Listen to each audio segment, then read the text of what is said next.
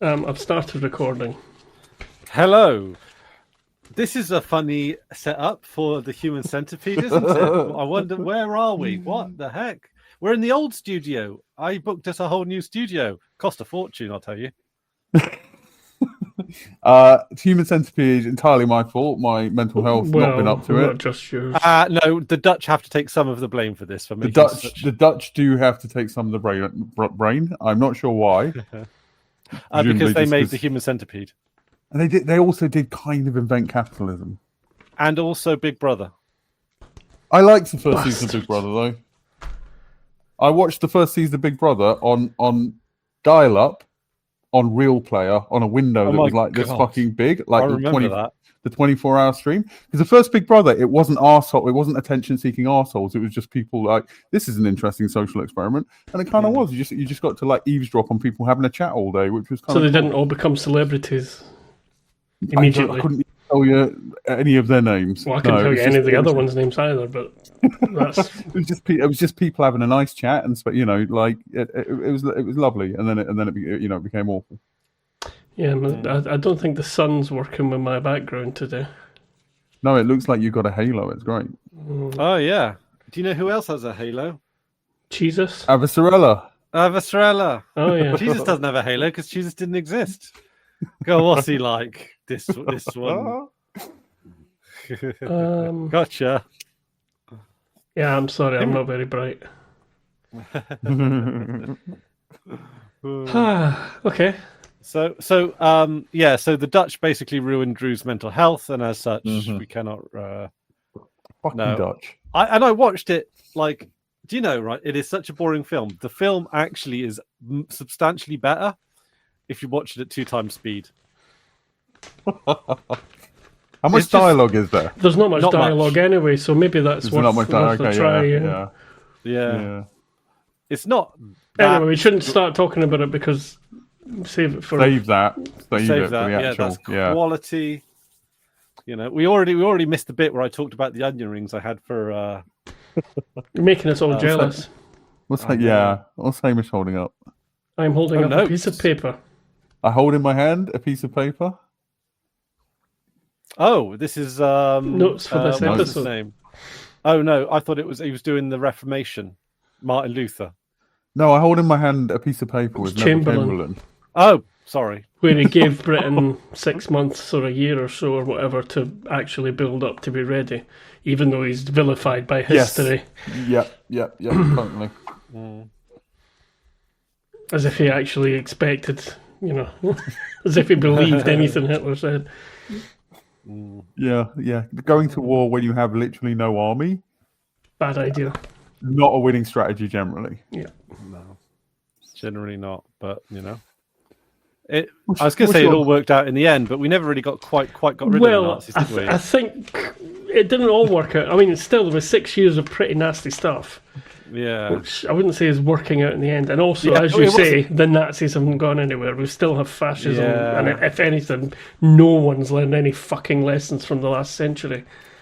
Do you know, this has actually shifted my brain thoughts quite a lot. Your brain thoughts? I don't know what other thoughts you might have, but I'm interested. Because I was in Lidl the other day, and they were like quite as you are, and I was appalled at a number of things. One, the fact that people have not learned after COVID to cover their mouth when they fucking cough.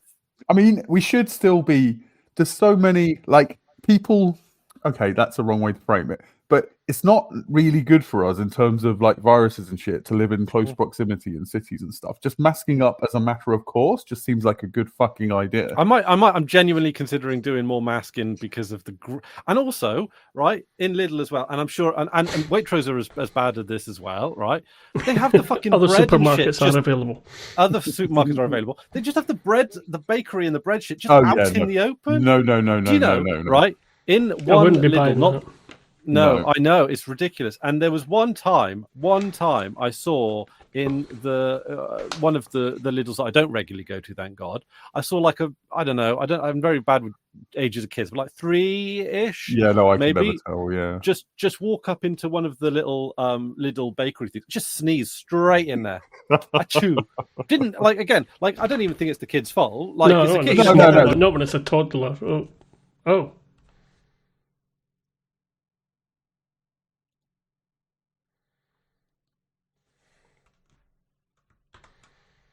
Okay, I appear to have. Oh, I actually closed it down. I didn't even touch anything. Hang on. They're probably saying, "Where's Hamish?" And now I need to work out how to get back in.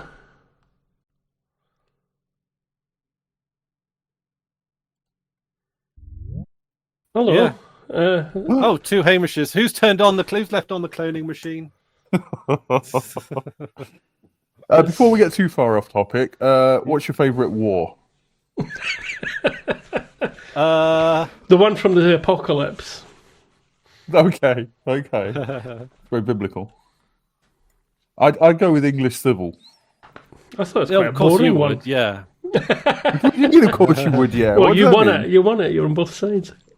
Yeah, well Scottish Wars of Independence and the... Well, it's a bit of a misnomer because it did involve Scotland and Ireland quite heavily. That's Ireland true, was quite one-sided, let's be fair. But, Scotland had a crack. But one of the things I like about it is, at that point in history, England had not been at war for a very long time. So there wasn't a generation of people who knew how to do it.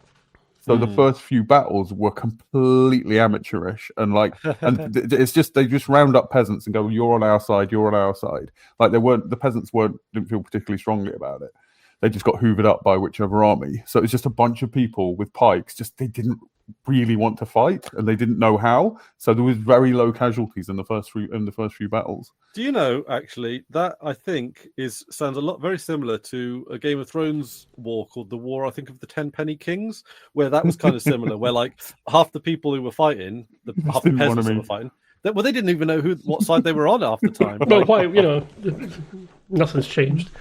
Yeah, one army would get taken over by one lord and another lord and whatever, and they get shipped around like cattle. It was, I think it was. Yeah, English Civil War also some interesting political, like the Diggers, basically proto-communists, and it was also we had the opportunity to become a proper modern state and decided not to instead. No, we've had that opportunity a couple of times and just yeah. And the king that brought back partying. I'm sorry about that. Well, we killed the king, and then that king, and then we didn't know what to do. We didn't really have the political and social infrastructure to not have a king. So we're we've got to have another king, I guess. See, that's the problem with the right reactionaries in this country and probably others, where it's one thing being against something, but if you don't have a thing to slot in place of the thing you're against, it kind of falls apart. Oh, you mean those anti-establishment people like Farage? Yeah, exactly. It's Man of the people. Farage, he's always going on about the things he's against. But if you ever listen to he's only in favour of a few things, and they're all awful, like an insurance system for healthcare. Yeah, which is what who wants he said he wanted a more of American-based system, and it's the Americans don't want the American-based system. Why people believe or follow the likes of that's the problem. That's a problem that I've got as politically, is I do not understand how people fall for fucking lies all the time. I wish I knew. Patently obvious lies. Is it you just don't want to think about Chris it says, at all? I kind of get Trump, but I don't get the appeal of Farage. Although they are pro-water nationalisation, so that's something. Well, and they're against the cat. I know it's not true, but it's the old, at least the trains run on time. I know that's not actually true, but anyway. I mean, I think there is an argument to be made. I'm not necessarily it's a foregone conclusion, but I think there's an argument to be made that Kemi Badenoch is to the right of Farage. Yes, definitely. But that's how they think they're going to justify themselves and get voters back. Everybody keeps doing it. Everybody keeps moving further and further to the right, thinking it's getting them votes, where it's not that really. It's It is very splintered though. That they can be to the right on immigration, but to the left on they're all because none of them have got an ideology. They're all just all over. It's just they're trying to be right populist, but they don't even really know what that is. No. Anyway, do you want to know what's on the other side of my bit of paper? Because I found a bit of paper to make into four episodes worth of notes. See? Oh wow! But the other side, I can't. It's only 4. I can't use it for 8 because on the other side, it's got something. Oh, it was like the frontispiece for the shuttle. That game that you did a video about. Yeah, it's the frontispiece for that. I built the shuttle since actually. It's over there, but you can't see it for various reasons, not least of which. Would it be onerous to go and get it and show us? Because I'd like to see. Fair point. Thank you. Hamish's beard looks nice today. It looks great. His hair looks good. Don't you think, viewer? Feedback. Is this if I'm pointing in the? It looks fucking terrible. Yeah. It's too. It's all. It looks good. No, it's all good. Messy. I need to tidy it up. It looks good. Anyway, one shuttle. And that's made out of cardboard. It doesn't look it, but that's all cardboard, isn't it? It's card, yeah. That's amazing. Yeah, it's really cool. You're going to suspend it from the roof? No, it's not a model. It's a game piece. Oh, a game piece. Yeah, if you tried to suspend it, you would break it because everything opens up. It opens up to put items and characters into, including the. That's very cool. The It does look remarkably like solid, and it doesn't look like bits of cardboard. It looks. Yeah, they looks do. really Well, cool. the way this company started was they do scenery for like battle system. You know, they're called battle systems. They do scenery for gaming. And it's very, very, the texturing is excellent, and they're very clever at the way. What they do is they give you bits to punch out, and spare bits even have textures on them, so you can glue them together to make extra texturing and extra 3D-ness. But I mean, obviously, there's things like sticky uppy bits for. That's cool. That is. That's very cool. Fascinating. And I've built all the bits that I got over the last month or so. Or like I got last month, rather. Including the sort of Stargate-y type thing. Well, I better show you it, because Chris will want to see that, won't he?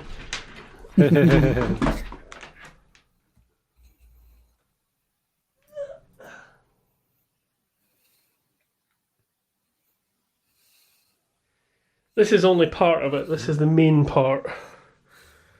But, Whoa! And that's removable. And everything. That bit's removable, the vortex or whatever.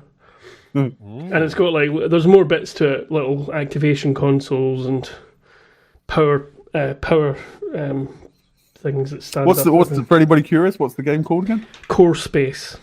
Core Space. It's basically a dungeon crawler in the sci-fi setting. They have since, I was telling you the story actually, I forgot. So they started off making scenery for other games, so for 28mm sort of wargaming, so you could use them for the likes of Warhammer or there's a few of them. There's loads of them anyway.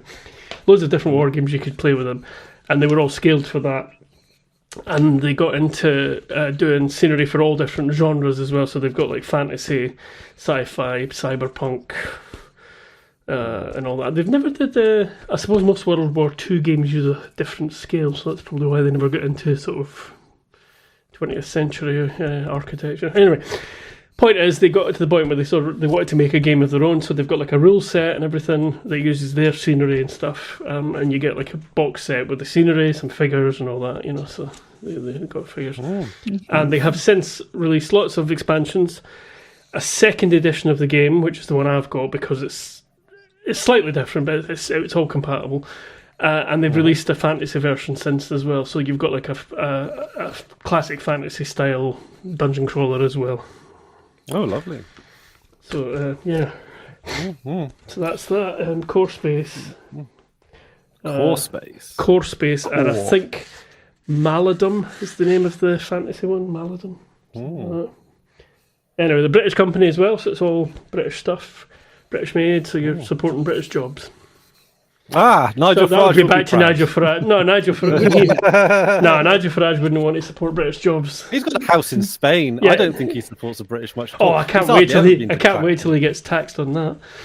You notice? Did you hear about that? Yeah. No, I haven't. And somebody in the Scottish Parliament suggested that, or it's a Scottish MP or Scottish Parliament MP. I can't remember which one it is, but there's somebody who's suggesting that the British should do the same sort of thing. But since we are a fucking tax haven and dodging factory, there's no way they're going to tax rich people to help the British people. That is just not going to happen. But in fact, I heard somewhere good that on one of good the... on you, Spain, for that. Fuck them. Because I know people personally who have basically gone out to Spain completely unprepared, underfunded. So, sold the equity in their house. Not even had the house paid, bought and paid for, but sold the equity in their house. Saying, it's cheap. We can do what we want. No idea how to speak Spanish. They still don't. They've been there for years and years. Basically absolute racists, and supported Brexit as well while they were there. Wow, it's a family. It's the family of somebody I know. Let's just put it that way. That's kind of mental. But that's what they're like. They just don't connect the dots at all. These people, people voting for Trump, don't connect the dots until it affects them. It was the same. What was the other thing? There was something else I was reading. Oh yeah, Nancy Reagan, I think it was, who was against one thing until it affected her family, and then another thing until it affected her family. There's like a meme about it. Yeah. But she sucked a good dick. Did she? No, that's good. That's good. I can appreciate that. She was like the. I don't know if I'd want to think about it though. The best dick. Well, you can't see her face. You can't see her face. So. I suppose there's that. I never found her an attractive. I'm talking about attractive, horrific people, and she's not one of the attractive ones. Well, I mean, we knew her sort of older. When she was like, yeah. Yeah, but even then, I don't. No. Even an older woman can still be attractive, which comes into the episode today. In fact, do you know who I find horrendously endearing when I really, really shouldn't? Oh, not necessarily attractive, but Barbara Bush. Barbara Bush. Bush? Yeah. No, Barbara Bush. Yeah, in a sort of grandmotherly way. Yeah, I can see that. She's very great. She's a horrific person as well, but she does have that. It's really sinister because she's got that grandmothery thing going on, but she also, she's evil. She can't not be evil. Yeah, it's crazy. Yeah. She'd be like the witch in Hansel and Gretel or something. That kind of thing. Yeah. Right. Okay. Oh, also, Barbara Bush. What we're getting at is Barbara Bush eats children. Yep. Yeah. But of course. So before we actually get onto the episode, I think it's worth pointing out, of course, the news that the Expanse is getting pulled from streaming services. Apparently so. So if you don't already have the DVDs or Blu-rays or whatever, or have collected it some other way already, collect it some way. Yeah, and talk to me. That's not gonna. It's not gonna disappear from piracy. So that's fine. There's no rush there. Yeah, it's true. Yeah, it's not gonna affect them. It's already. I'll tell you what. Whatever you do, don't email this email address and ask where the torrents are. That would be nobody at that email address would tell you such things. No, sorry. No. But I mean, we might reply telling you where they are so you can avoid them. Yes. Yeah, well, we don't want people accidentally. Yeah, if you need make sure you don't go here. Go and pay the extortionate price that I spotted on Amazon for the box set.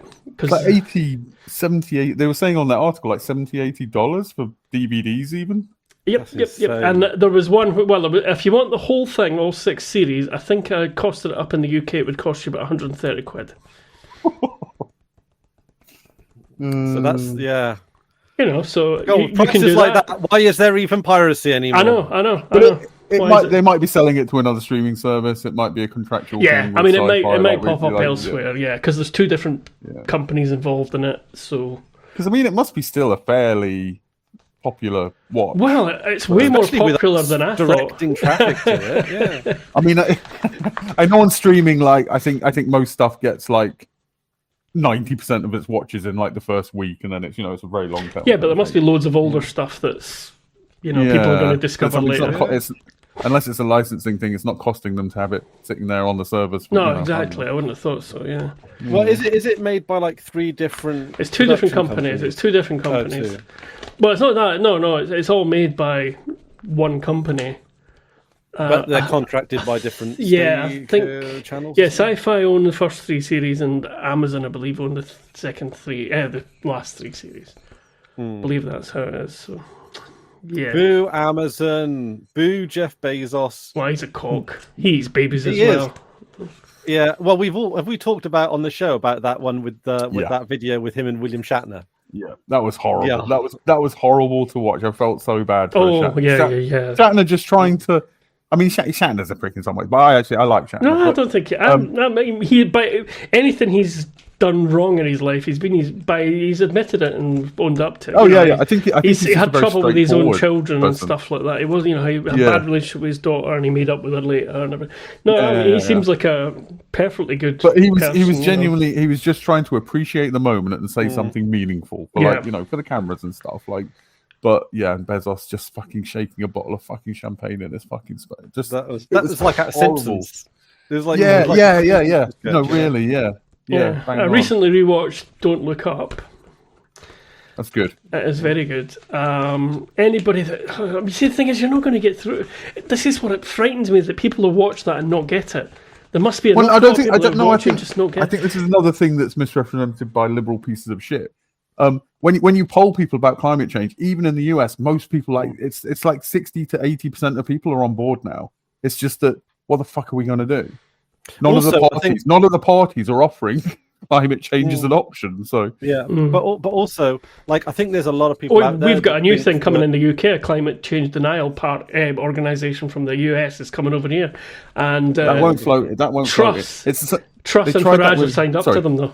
Yeah, that wing of the Tory party loves the American right wing stuff, but they've tried it with the trans stuff, and it just doesn't float here. It just doesn't. You can't transplant something like that from one cultural context to another and just expect it to work. It just doesn't.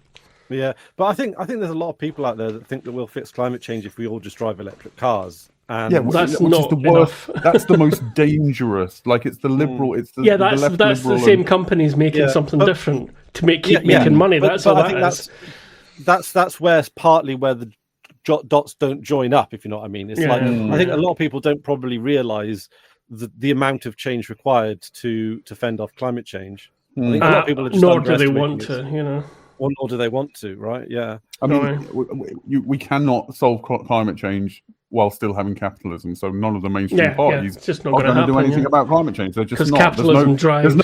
And this again, this bothers me when liberals are like, "Well, Trump's got to make the climate." No, he's not going to. There's going to be no difference between Trump or Kamala, Biden, whoever. Like on climate. None of that's going to change anything. Same with murdering people in the Middle East. That's going to keep happening.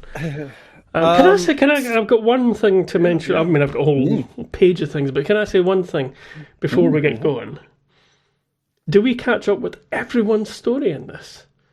I mean, there's a few people that have left before the end of the last series, like obviously Prax is not involved in it. But I think what happened at the start of a new series or halfway through a series, we would see a couple of people's stories, and then the next episode would see the rest of the people. So it would divide up. But it seems like they went through absolutely everybody in this episode. All the main characters or groups or whatever were covered. Seems to me. That might be true. Yeah. It does. It almost feels like the start of a different show. It does feel like kind of, but it is kind of like. Yeah, that's it kind feels of true, like actually. A BC AD almost, like before Ring, after Ring. Like. Yeah. Well, I mean, that's kind of a reasonable thing. I mean, they've got the Ring on the end titles and that with that sinister music, Yeah, and they call it this one's the Soul Ring. Yep. So. I can talk about things. I'm going to talk about properly. What's the name of this episode, by the way? When I was watching legitimately on Amazon, it didn't show it to me on these files. Nutella. Oh yeah, Nutella. It's all about Nutella. Oh, nice. They find the Nutella planet. Oh my word! Swim through. Hazelnut chocolate goodness. New Terra is the name of it. Oh, okay. Yeah. So. Avicirella seems kind of mean on this one. I think she's wrong for the first time. She's very wrong and very earther about it. See, I've accused her of this all the way through the last series, and no, you guys are the. I have a piece of paper, appeasers for Avicirella. No, I think this is the first time for me. This is the first time she's made a wrong political choice. Like. For A, you're not going to be able to stop it, so why try? B, you're not responsible for these people. C, what that lady in the meeting said, like you've got half of the population is unemployed, like is free real estate. There's not even like indigenous people that we need to genocide in order to live on it civilized properly. And it's not a ring to fucking let people in and out of. Yep. This is exactly. It's not. But the Martians and her are agreeing on it, so the builders have to. But anyway, Nancy Gao is the name of the new character. Because we didn't remember we lost her. And also the justification for her position seems quite thin. Like it'll be another gold rush. It will be bloody. There will be warfare. I'm not sure that really holds up. It might be bloody between. I mean, you've essentially got infinite land to expand into. There's no contention for resources inherently. There could be, but and I don't think gold rushes were particularly. It didn't lead to like widespread violence. It was very contained violence. It's not like there was a gold rush and that caused Britain to go to war with France. I suppose like we do have to understand that Avasarala is she is the establishment, even from as far back as episode 1. So she doesn't want to lose control. She is of the Earther way of thinking. Like she might have had some experiences outside of her bubble, but at the end of the day, her blood and bones is Earth mentality, right? You know. Yeah, I think Johnson. It did seem like her thinking was broadening out a bit, but it does seem to have re-narrowed back down to Earth comes first. It's probably the stress of being in charge of the world. And Luna and the satellites stations. and Luna, Earth and Luna. Sorry, you've got to end. You've got to end for the moon people, especially when considering it's your organisation. And also the fairy realm, which is the fairy realm. That's part of the UN. Within the Earth and possibly Narnia. Yeah, I think they're responsible for Narnia. It's connected. Yeah, and Neverland. Neverland, I think, is part of it as well. Yeah. All part of your other fictional places, Finland.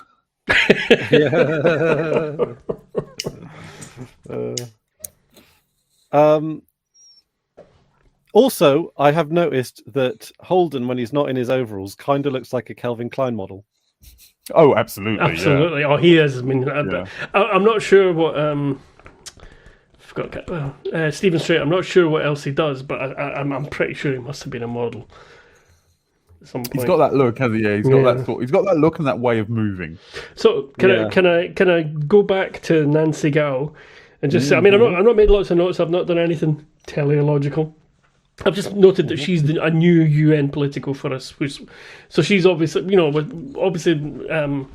Avasarala is not the only person in the UN, so we need some main characters. So it looks like she's replaced, also, the other two that have gone. Yeah, she's kind of beautiful as well. Yeah, she's very beautiful. Yeah, she is an attractive woman. Yes. Sorry, Avasarala, and also with the black, like it just kind of really, she's like a spy or something. Like. Can we go sort of roughly chronological this episode? Is that all right? Hang on, before we go roughly chronological, Naomi's got a new haircut, and I'm not happy about it. I don't like her new haircut. No, it's too. No. I don't know. It's just it's very boring for her. That's for one thing. Because she's always got really crazy wild hair. But then, it doesn't look. It's not got a belter feel to it, has it? No. It's got a sort of school teachery vibe.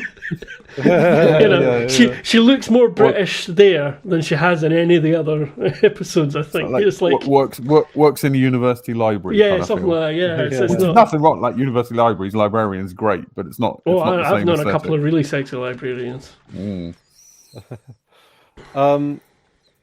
Okay, so chronologically, the first thing that happens is Holden is home. Holden is home, and this brings up. There's a few things that obviously he's chatting, and he gets his copy of Don Quixote back, and he says he needs to read it again.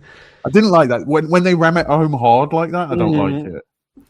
It's like he's quixotic. Well, remember as well, this might have been the first time people saw it. Really, if they weren't following it, this might have been like a new series on Amazon type thing, and that's fair. So previously on Expanse, they started at season 4, 3. What we on 4? Yeah. I'm allowing a bit for that, and I think that's possibly why fair. they did the catch up with everybody rather than trying to split it I think that's why it feels like a new show, because they're resetting up a lot that has already been set up. Yeah. So you might be right. Maybe they're thinking people will start with season 4. Yeah. Which would be insane, and you shouldn't. Yeah, don't do that now. No. And also, we had a bit of a chat with Miller. Angry. Yes, Miller. Right. Well, before can I point out something that annoyed me before the Miller bits is good, but you guys can come back to that. But they made a big point of saying that Naomi couldn't make it down to the Earth, down to see them all. Why the fuck didn't his family just take a quick shuttle up to orbit? I mean, it's not that difficult these days. In those days, whatever. Well, also, she wasn't willing to have the very painful injections to go and see Jim's family, but perfectly happy to have them to go and see a barren planet. It's a weird thing, isn't it? Having seen the voice call she has with the family, I'm kind of on her side with that one. The pain's not the problem. Absolutely awful. It's the meeting of family. Well, it just seems to me that they could have met her. Yeah, I'm pretty sure it would be easy for them to. She came all the fucking way across the solar system. They could have made a quick trip to see her, Yeah. Also, but maybe you're right, about, though. Maybe it was a kind of an excuse. Yeah. One of the things I was thinking about when it comes to like how they do gravity in these shows is what they could have done in earlier episodes, and I don't think they did, and they could have, is make all of the props, like the tools and stuff, out of like really light foam and paint it and prop it, because then you can sort of manipulate it as if it was really light and sort of give that How about make them out of modeling That's not balloons? quite how. Okay, never mind. So just like bits of props. You just see Amos with a big spanner made out of like. I mean, props departments are pretty good. Helium in it, and then it would just the right amount of helium. It would just stay there, wouldn't it? I mean, obviously you need to do some acting to go along with it, but like I don't know, like a big what are those wrenches with the things like adjustable wrench? Yeah, those big adjustable wrenches they have. Like if you made that out of a really light material like polystyrene or something, you could do some little. They quite often do. They often do make these things out of lighter materials. Because the things would still have, not weight is incorrect, but they'd still have mass. Yeah, they still have mass. I think because most of the time when they do that, it's CGI, right? Like in this episode, Drummer's you'd assist it with helmet. CGI, yeah. And Drummer goes up to grab the helmet, and then there's a cut to the screen, and she grabs the helmet, and they cut in between CGI and something hanging off a bit of fishing wire, which is great. Yeah. So I don't know. I was just thinking that, but also conversely, if they're on a planet with like super high gravity, they can make really heavy. Yeah, they could they could lead in their clothes, so they're like put like lead in, I don't know. Maybe I should write into their show. You got a future in production design. Yeah, I mean, obviously you need acting to make it sell it. Yeah, but can't do away with the acting. Yeah. It's like the Enterprise. You shake the set, and everybody moves. Peanut, no. Yeah. I am not doing this with you. You've had everything. I think he's literally been out, had bribes, the whole bit. I'd love to watch an amateur play production designed by Chris. I think it would be amazing. I think you'd have a knack for that. I think you've got the right kind of imagination to do some interesting stuff there. Oh my god, join an amateur dramatics thing. Yeah, I can see Chris doing that. As production designer. / director, maybe. Interesting. I think I don't know. Maybe I think you'd be good at that. Could be. I get the lighting wrong, but they've got people for that, haven't they? I don't think you do. I think you overanalyze it a lot of the time, and then you fiddle with it for ages, and it comes back to being. Because that's the thing. I do this with sound on my OBS a lot, where I fiddle it, and then I realise I've over-fiddled it. I go back to basics and just it's fine. Like that's a good thing about all this digital setup I've got is you can store snapshots and stuff. Yeah. So if you go around and start fucking with something, you go, oh shit. Is it the kind of thing where you press the button for the snapshot and like the knobs move on their own? Oh yeah, it's got flying faders. Yeah. Did you not know that that? means, amazing. I don't know if I can That's show so, you I without. love it. I love it when they do that. When knobs move on their own, it's like that shit's haunted. It's so cool. Hang on, because I don't know if I can do this without taking off the background. Yeah, I just see an empty chair. You've kind of. So when they make it, do they have to include the ghost in it? It's so fucking cool. Wow. That's not even Also, slow. You'd expect there to be some slow. That one moves, those That two one move. follows the. Oh, that's very cool. That feels very Can I have that? No. exotic. It took me a Like, long time to build up to where I could have, like I'd sell one bit to get the next bit up. And it's like, there is a step up from what I've got, but it's massive amount of overkill. And, yeah,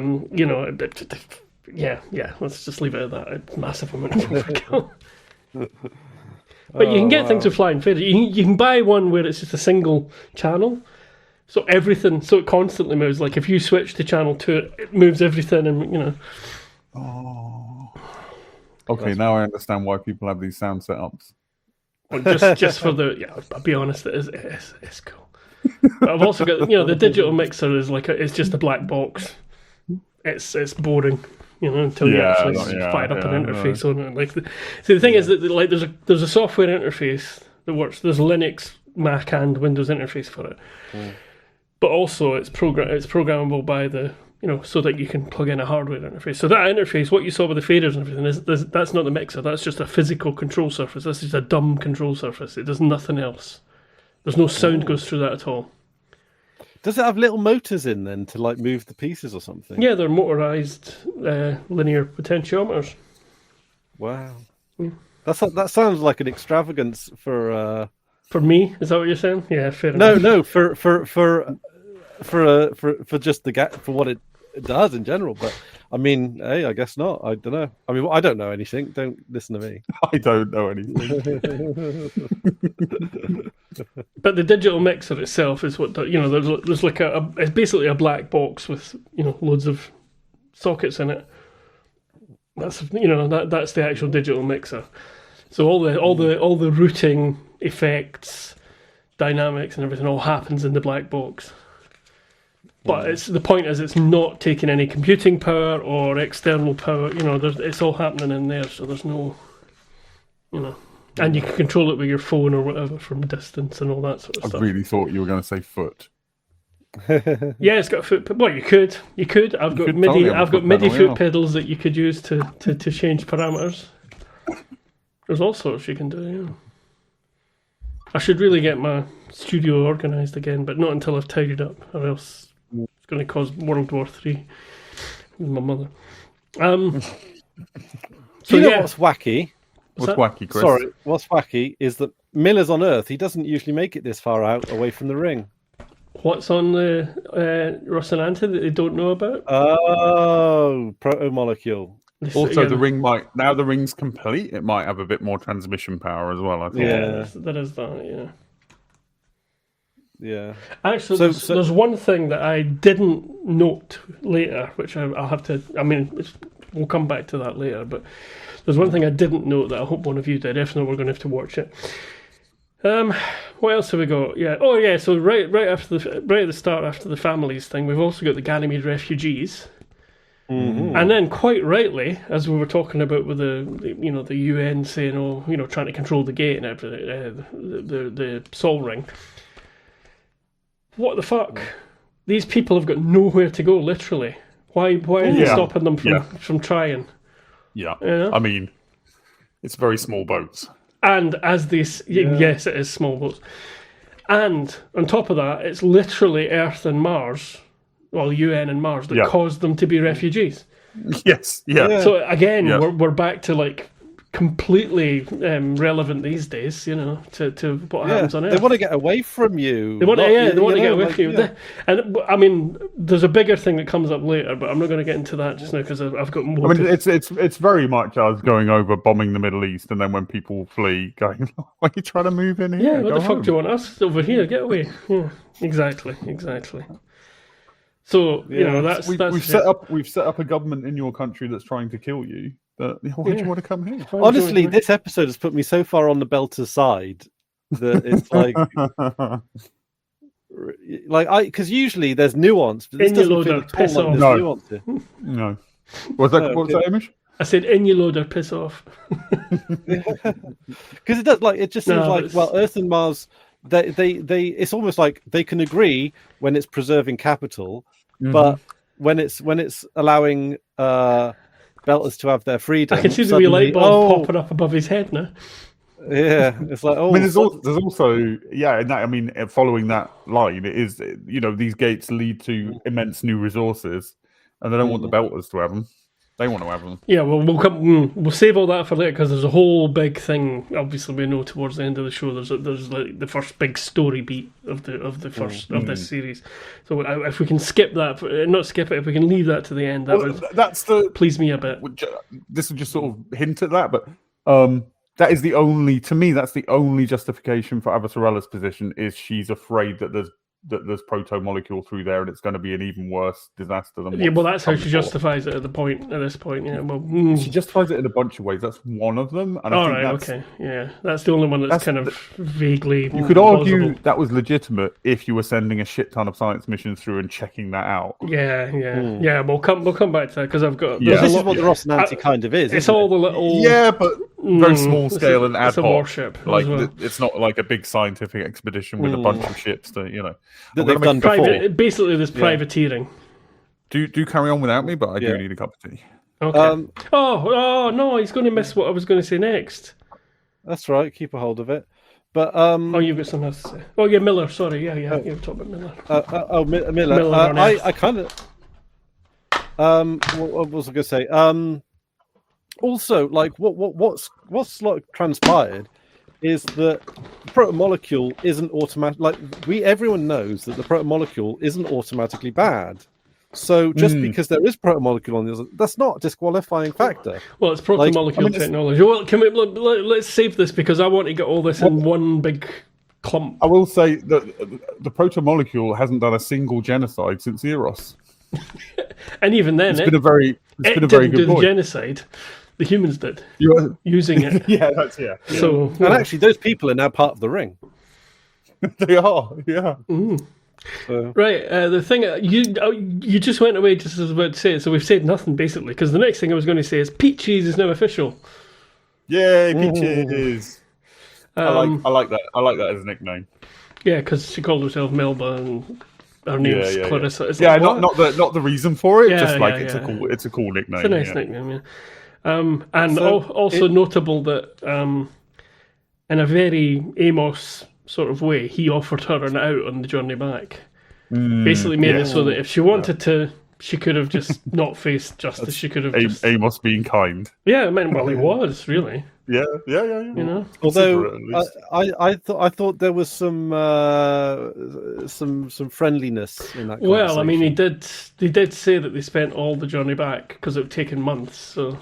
Well, he what I got from that is because she's being very open and what's the word, sort of trusting, vulnerable with him, and he's kind of he doesn't even look at her. Yeah, often. Quite a lot of the time he continues working, but, and then when the call ends, he kind of has a particular look on his face, and I think he just really doesn't like her. He doesn't like seeing her caged. No. I think that's.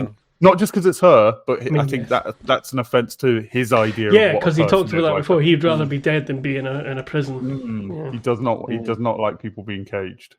Yeah, is what I think. Yeah, but I don't know. I think I don't know. I feel like there might be some sort of romantic connection there, a little bit, or a close friendship or something. Is that a poker face? Me, I was just wondering where Drew went, mate. Oh right. Oh, okay. Well, the last thing you want is flashbacks to that journey. You hate flashbacks. All flashbacks are evil. I mean, it's more right than the opposite. It's a dead flashback. Yeah, I mean, I don't dislike her as a character. Didn't need the flashback though. I knew I shouldn't have made that joke because Do you have any more sympathy for Peaches at this point? I know not much changed since the last episode, but is she more humanized now? It's like she's clearly a different person in a way now. I still don't know what the point of her being in the story is, but she's fine. Yeah, it doesn't feel like she's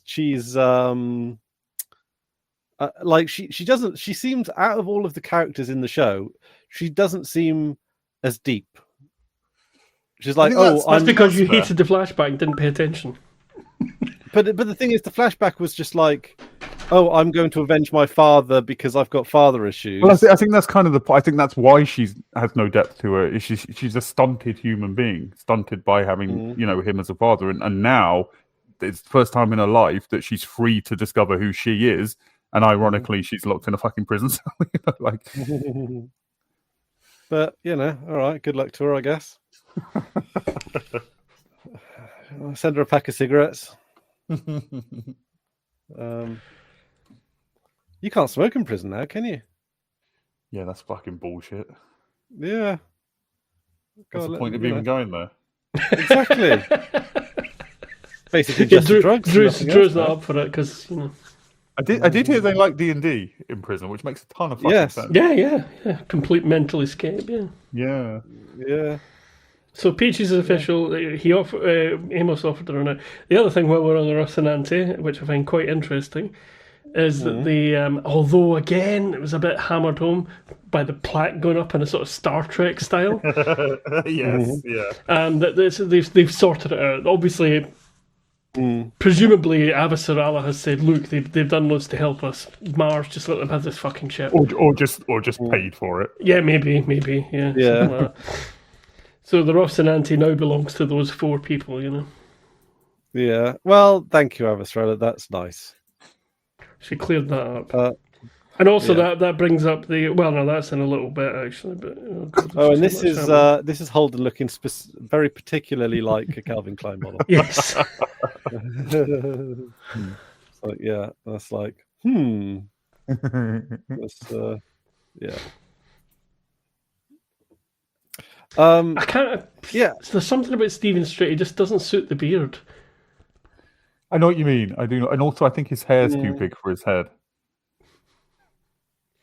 I think he'd look good with a shaved head, but I do tend to think that about everybody. So I don't know. Doesn't Chris? The beard. Yeah, I've seen Chris with shorter hair, and it was nice. He's better. No, I like it. It's better with his glorious bonds.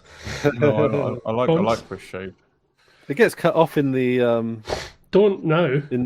No. Jesus, if you've gone that far, you might as well keep going. In the green screen. Oh, I see. Sometimes you don't, you don't get the full height of it. Chris has the most belter hair out of us. Maybe. I don't know. It's more Klingon than belter, but if you undercut the sides, it would be totally a belter. But I could do that. I could have the Miller thing because of the hair, No, I'm not gonna. I don't know what I'm gonna do. I don't want to get into this just now because it's. Style decisions. There's a lot more. No. I mean, there's a lot more going on than just the style thing. Is what I'm saying. It's the reason that it's all not shaved and everything is it's just because I've not been able to cope with anything, and it's just all gone. So the style of it all will come back to later. Somehow. How about massive beard, no hair? I like that. I like that look. While I'm getting older and possibly losing a bit, I mean, it's not. I've got like the widow's peak thing. I don't. I'm losing my hair. It's not thin or anything, but no, I think it'd be a waste. While I've still got some dark hair left, I think I'd like to try it out. Yeah. I don't know. What about you, Drew? You could go big beard, no hair on top. Yeah, my beard. I don't really grow a good beard. It doesn't really get much longer than this. Yeah, mine just not swirls around and everything. I like those, the thick beards that like Mediterranean people can grow, where it looks fucking thick and like dense. Like I wish I could grow that kind of beard. Well, will it? Manifest it. That's what Noel Edmonds says. And have you seen his beard? Well, he wasn't manifesting a beard. He was just manifesting being a twat. whatever the Bullshit. Noel, the Noel Edmonds house party. He visited my village once. Sorry. That's the end of that story. Do you know what? I'd love to go urban exploring in Blobbyland. No. See, I never watched it. I know you've got a thing about Mr. Blobby and stuff. I never watched it. It wasn't. See, that was the thing. It was meant as a joke, it was meant as a sort of scam, fake thing, and then it took on a life of its own, and then it died.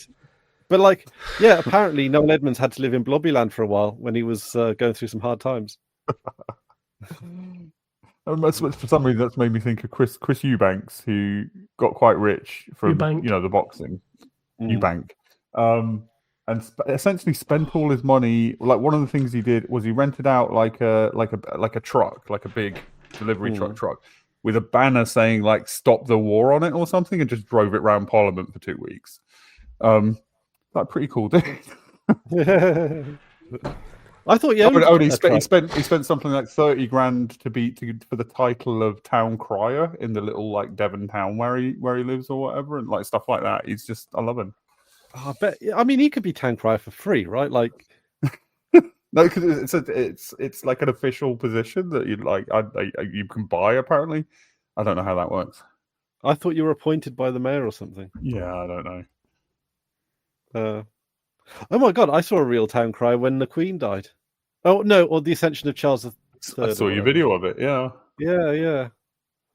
So it's weird. Do those stockings only come out?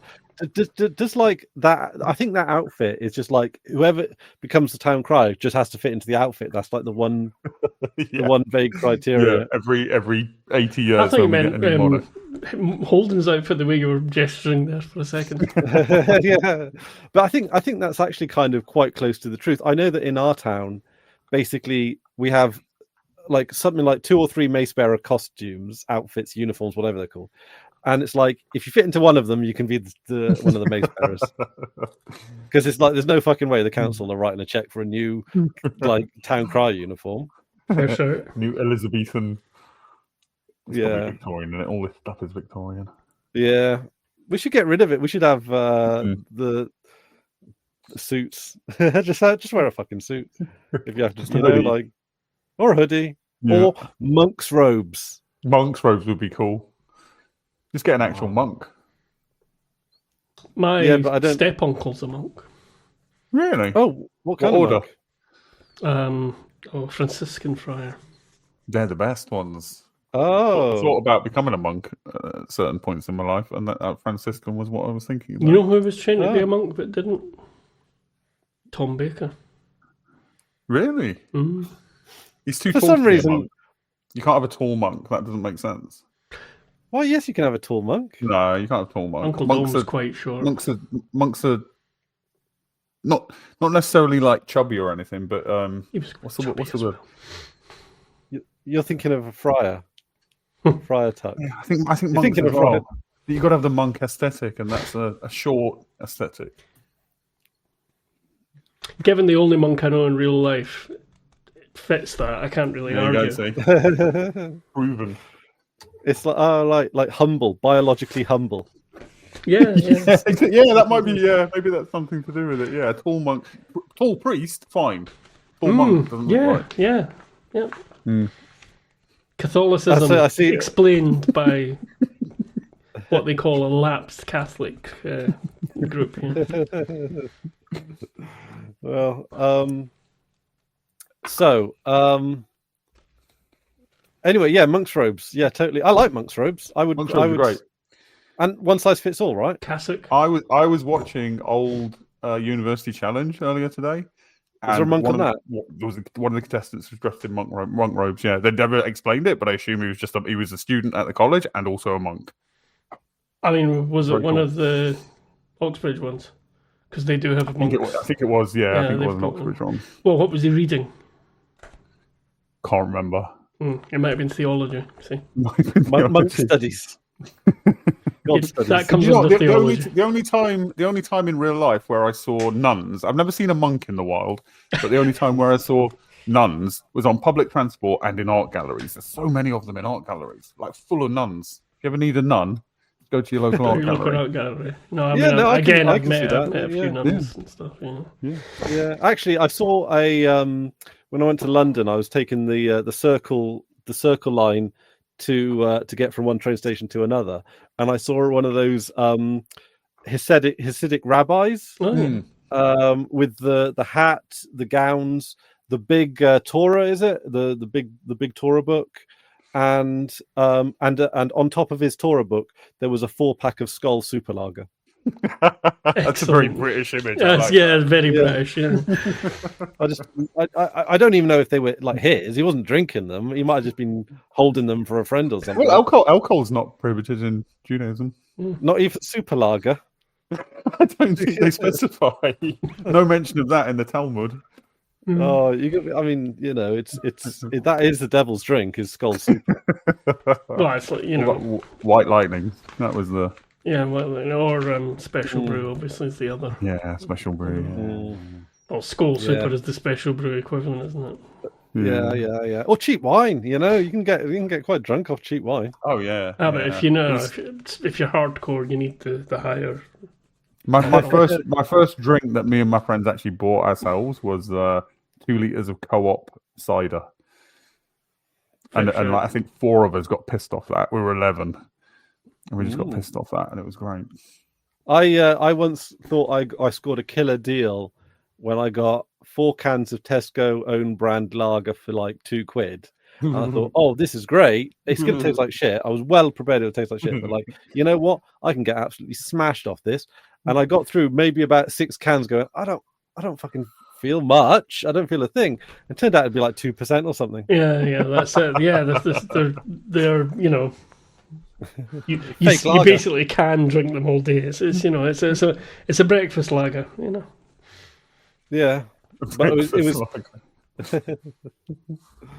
it tasted bad and it didn't get you drunk. I don't even know what the point of it was. I don't think do they sell it anymore? I don't even go down that aisle of the supermarket. I remember when I went to a party when I was probably like 15 or something, and like to be cool, I took a pack of non-alcoholic beer. To be cool. And and I think that was my first taste of beer. I think that put me off beer for life. Honestly, it was disgusting. You could have been cooler and took some shandy. Yeah, you can buy shandy. Yeah. Your 2% beer has probably got about much alcohol as a can of shandy, right? Yeah, probably. Yeah. And that brings up the eternal question: when does a lager top become a shandy?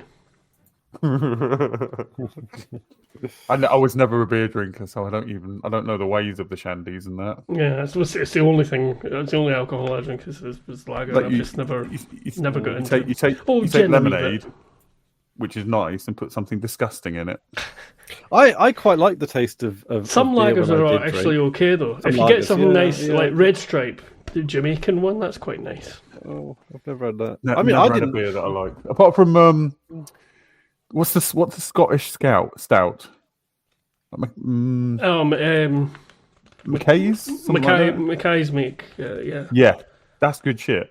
But other than that, that's the only beer I've ever liked, really.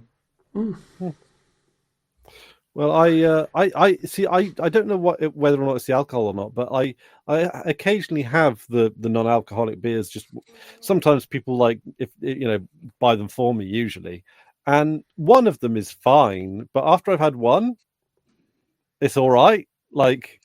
But with beer, I could drink again and again and again. But really, beer just tastes bad. I don't understand it. It's one of those ones. My alcoholic uncle runs in the family, was fond of saying that beer was an acquired taste, and it was a sort of, But there are things that are supposed to be deeper meaning to that. I like, that I like, right? That I liked off the bat. Like I think whiskey, I liked off the bat. I've never liked strong spirits at all.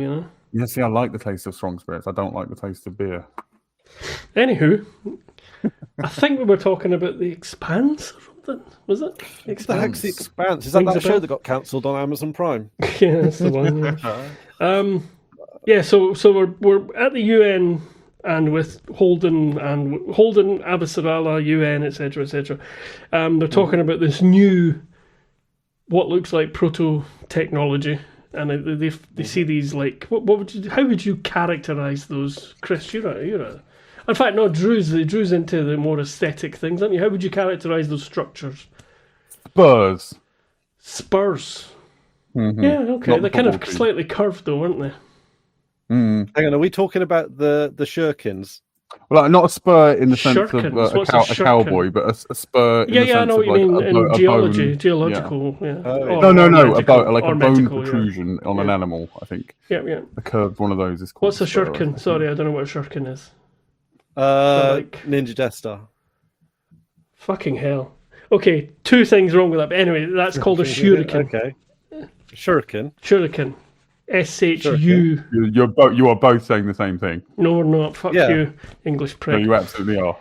Anyway, shuriken. And as far as I can't really understand either of you because your provincial accents. Fair enough. But a shuriken. Yeah, I don't know. Anyway, A shuriken, yeah. But Ninja Death Star. Fucking hell, Jesus. Well, I know. Ninja Death Star is fine. I know. I knew what you meant. So yeah. Anyway, well, what are you talking about with shuriken? I thought you didn't know what shuriken was. No, where's the shuriken that you're talking about? Later on in the story, don't worry about it. No. Spoilers. No, not just that. It's like I've got notes for once, for fuck's sake. Spoilers for stuff we haven't said yet. Yeah, spoilers for stuff we haven't said yet. Later in the script. Later in the script, yeah. This is the thing, you guys go off script too much. Too much. Not enough, if you ask me. Improvising. You do realise no one watches this for the Expanse. Everyone watches this for the off-script. That's why I'm manfully trying to bash anyway, through this. Yeah. Sorry, yeah.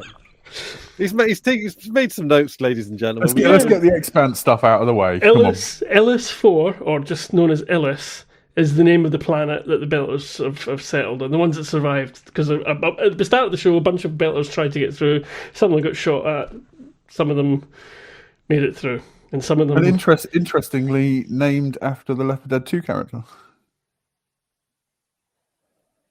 Ellis. Ah. Anyway, Illis 4...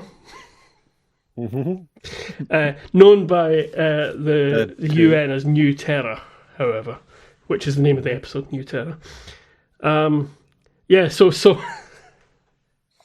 then Holden has a meeting with Avasarala. She tells him about the proto-tech spur things sticking out of the ground on Illis, and what Amos wants to know is how was she? And Holden replies that she was fine. Yeah. What? Come on, Drew. What does Amos say next? No. What was she wearing? Oh yeah, that was it. Yeah. And Holden just sort of goes, "It's good to be home." Walks away. I do love that. I love Amos's personality. It's excellent. Yeah. Okay, then we get a bit of Bobby. Yeah. Is Bobby a student at a university or something? What? Why'd you say that? Well, yeah, because she's house sharing and she's eating. No, Well, she doesn't family. have a house. I think she's living with like relatives or something. I think it's her brother. I think it's her brother. Oh right, yeah. because she like I was just getting student vibes. She's taking public transport. It does have student like the microwave meal. Yeah, and the hair. Yeah. Meal. Her hair looks nice. I mean, I did like her hair like that. That'd be a much nicer student house than I ever had. Yeah. I was going to I say, think there's no way they're that was a nicer now, student but- house. Yeah. Yeah, they're nicer now. Mine was nice. I had a nice. Mine was not. Ours were not nice. Um, But yeah, Bobby, So sad Bobby, which makes me sad. I don't like seeing sad Bobby. Yeah. I thought she was on the Ross and Auntie. Well, at the She end was of at the the end of the series, last she was. episode. Yeah. But then again, maybe that was just for the journey home. Now she's just like a shipbreaker. Yeah, so that's basically what she's doing as a job is ship breaking. Well, the other thing is she's I've got a Aunt question. Bobby, so that's is her brother. I've got a Bobby based question. Okay. How tall is Bobby? Do you think? Well, she's quite tall. Yeah, now see, I noticed this. There's either quite a lot of very short women on Mars, or they, but she is quite tall. She's quite. I think she's about 6 foot. But yeah, So there's one woman. about 30 seconds before that as well. Yeah, there's a woman about 30 on, seconds before that was fucking tiny as well. Let me full screen this. Oh no, those are school children. There are school children there. Well, who's the silhouette on your shoulder? Hang on, I Bobby. need to full screen, Chris. Bobby. Wait, that one's Bobby. That one's a woman. Yeah, that's Wow. not a school child. That's a woman. No, that one's not a school child, but there are school children on Mars. Yeah, well, yeah, but if you go back, I a mean, bit, I always thought like Bobby's quite tall. yeah, I mean, for sure. the actress is quite tall. But that's very tall. Yeah, that makes her No, look very that's- tall. Yeah. Or that's a very short woman. Well, I that's think very there's a short couple of woman, very because short that's women. the man. She's about the same size as the man. Yeah, so she's about So the I think same height that's- as most of the male crew members on the Rocinante. She's taller than Alex, I think. Yeah. No. if you go into- No. You're in the right scene, but you're at the wrong spot. School children. There's another woman. No, over her left shoulder rather. Oh my gosh! Yeah, you're going to see the Okay. one. He's spotted it. He's going to screenshot it for us. I'll screenshot it. Yeah. Let the viewer see what we're talking about. Okay. Viewer see, viewer do. That's what they say. Yeah. Okay. All right. Here we go. Activate. I mean, that's obviously there's a bit Oh, of. she's- that, She's much taller than that. That woman's like about as big as her forearm. yeah, I was going to say there's obviously perspective going on there, but as she comes closer to the camera and everything, you'll see it. But yeah, it's like, are they trying to make out that she's some sort of giant or something? You know? Well, there's another one where let's see. I've got to read out select background every fucking time. I don't know how tall Frankie Adams is actually. Let's find out. So that is like more of a regular sized woman. And she's still like head and shoulders Yeah, above. yeah, Yeah, I mean she is a She's, tall you know, woman, yeah. but I would say Bobby's about 5. sorry, I've been distracted by the picture here of Frankie Adams. I think taller than that. You think? Maybe though. Maybe. I don't want to make. I mean, she walks past a guy who I'm going to assume is vaguely average height. I mean, it says 5'11" Okay. on various there's only one sources. off. You're very So you she's nailed it, slightly yeah. taller than me. I mean, they might even give her like heels and stuff on the show to make her look even taller than she is. Perhaps. Yeah, well, she usually wears those big boots as well. Like the suit had boots. All the people in the suits. Because if you look at Diogo when he's in the suit, he's obviously not that big. Yeah. but he fits the suit, so he's like, you know. But no, the Bobby moment between Bobby and other stacked army navy men. The ex-Navy man. Yeah. And she essentially says to him like, you know, if you hate what you're doing, you've got to convince yourself that it's meaningful. And I think she's talking about her current situation there. Like she's trying to convince herself that what she's doing is worthwhile. Yep. Mm. Yeah. So basically, she's a really civvy, and she's lost everything. Is the point, Yeah, including her I don't like seeing pension her and sad. everything. Yeah. It's not nice. No. Purposeless Bobby is sad for me. And She should Aunt be- she should Bobby, be free. so, you know, the Aunt Bobby thing comes up because it's her brother she's living with. We know that, but you know, it's kind of implied anyway that either brother or sister that she's living with. I do have another Drew irrationally hates a character with the nephew. Oh deeply yeah, no, I irritating. fucking hated him from the start. Okay. Good, And okay. not to be too teleological, but very fucking naff as well. But I hated him right from this. But I like his girlfriend. Yeah, she seems lovely. Okay. But also one thing, and I noticed this about the Expanse in a lot of ways, but because it's mostly on ships, I guess you don't think about it as much because there's probably more rationale. But like this particular apartment, one of the reasons I was thinking it might be student accommodation is because it like look how sterile that is. Like people That seems to be a bit of a Martian aesthetic, though, doesn't it? Yeah, I mean they're all living under domes, presumably like prefab, just drop in, slotted in. It's all going to be very regular. Yeah. Not. I don't necessarily think it's like an aesthetic that they're adhering to out of choice. It's just No, it's just how it is. Yeah, it's just how. Yeah. Well, that's how styles come about for sure. But Yeah. and you know, yeah, sure, in the future stuff's but it's not just necessarily that this is all mass produced stuff like an IKEA showroom, but it's also like it's super tidy, nothing's out of place, like. And like on a ship, yeah, you don't have random shit lying around because at any moment you need to lock down and do something, right? I mean, again, Martians do have that kind of like that, mentality responsible. Anyway, yeah. I mean, did And you it looks nice. Did you Like, not it hear looks a all lot- the sort of Orwellian background communications? Yeah, Excuse me a second. You two can talk But about it's, anything you want now. Right. Darth Vader's The Emperor's calling. Yeah, it's nice though. Like it looks better than IKEA.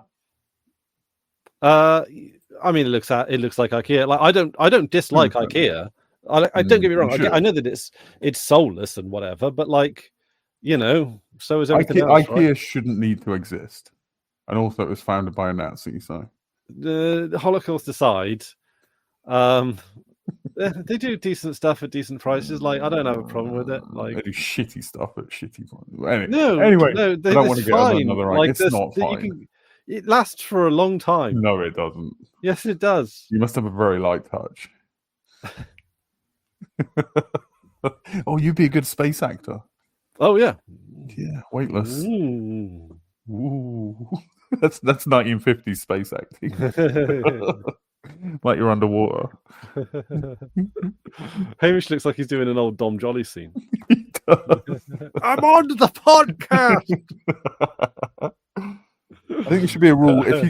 If you get a call during the podcast, it has to be on the pod. You have to take it on the podcast. I mean, who gets phone calls nowadays? Yes, yeah. It's like usually if I get it's like my mechanic basically, and it's like, yeah, well, that's not going to be fun for the podcast, is it? Because it's just, yeah, no, I don't know. Like, yeah, I mean, I don't dislike the minimalism of it. I just find it unrealistic. I don't really see it as minimal, but why unrealistic though? Because I don't think people. Oh, you think they would be messier? Yeah, it's very small. It's much easier to keep a small. Sorry, I had to take that. It was my mum. She might be getting home from hospital. Not that that's going to make sense on a video after a while, but Offer your well wishes, feedback at thepolarbear.co.uk. Yeah. So I'll probably see her in person for the first time in about a month if she gets home. Oh, it's very difficult. Where she is, it's very difficult to get to in a reasonable. Yeah. Anyway, yeah. I'll never forgive the bus cuts. It's like they want us to not drive as much. It's not just that. No, there's more to it than that. There's more. That was unrelated tangent. I'm just in general. Right?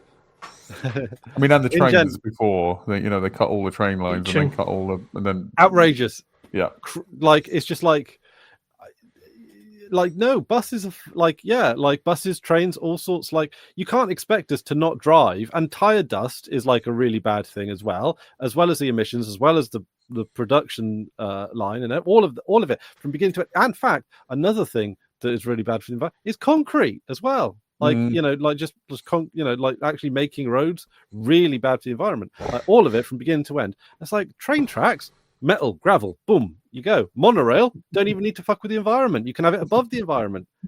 Why aren't we doing this shit? It's crazy. Because it's not making enough money for somebody, that's why.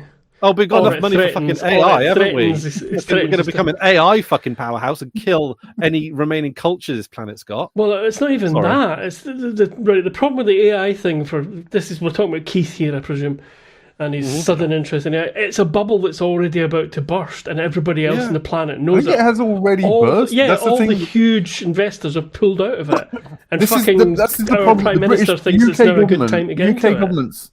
The UK government's always it's like canonical. They're just always like 6 months behind any curve. You know what I mean? It's like, we've had this idea. We're going to put all of our fucking eggs into this shitty basket that everybody's already proven it's shitty. Yeah. And 3D glasses. Films with 3D glasses? They're going to put loads of fucking money in that now, aren't they? Are they? Yes. Jesus. Yeah. Well, I wouldn't be surprised. Right, because that's come and gone 4 times in my lifetime.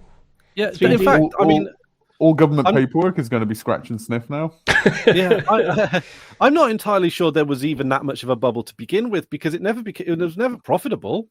I think there's a lot of like VC money sloshing about in it, because it's like you got to hop on. Well, if under capitalism, if you're a VC, you've got to hop onto that kind of thing in case it is the next big thing. But I don't. From what I understand, nobody's investing now. No one's got rich off it, really, is it? Like. Well, there doesn't seem to be a way to make profit out of it. This is the thing. There's a lot of other people. See, the thing about making money is things don't always have to be successful, because disaster capitalism exists as well, which is why lots of people became very rich out of Brexit. They bet on the. I mean, money that Farage has been shown to be connected to this, and so was Boris Johnson. They were both connected. Rees-Mogg. and Rees-Mogg, they were all connected with funds that made money when the pound crashed. And they crashed the pound. But I mean, the thing is, the reason the pound didn't crash because we Brexited. The pound no, it crashed crashed at different points. Yeah. Because the market was speculating on it crashing because of Brexit. Oh, yeah. No, it wasn't. Yeah, but it was a break. Yeah, but that was. But they should have been. But these people should have been back in Britain if they were so fucking. Keynes described the market as you're not trying to predict the market. You're not even trying to predict what other people are going to do in the market. You're trying to predict what other people think other people are going to do on the market. Yeah. It's a lot like betting and odds and everything as well, to be honest. I mean, it's all gambling. Yep, that's exactly what it is. But it's somehow it's rich people gambling, so it's respectable, and if they lose money, they can get it back somehow. It's like, fucking what? Well, the one that blows my mind is short selling, where you can make money from a thing declining in value. Yeah. Which is insane. Well, it's kind of similar to the betting on the currency going the wrong way. Yeah. Anyway, Aunt Bobby. So Aunt Bobby is brought up. Now, yeah, I mean, I'm going cool hair. Sorry, I just want to check, make sure Drew hasn't. You've not sent me any private messages when you said something earlier, have you? No. Okay. Oh, fucking hell. Gone again.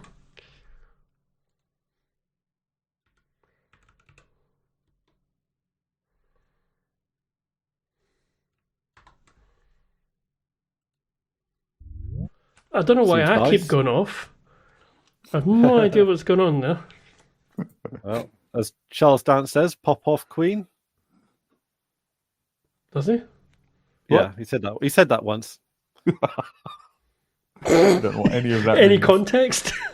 Oh, it means, well, you popped off, didn't you? Yeah, but I meant the Charles Dance part. Oh, he said pop off once.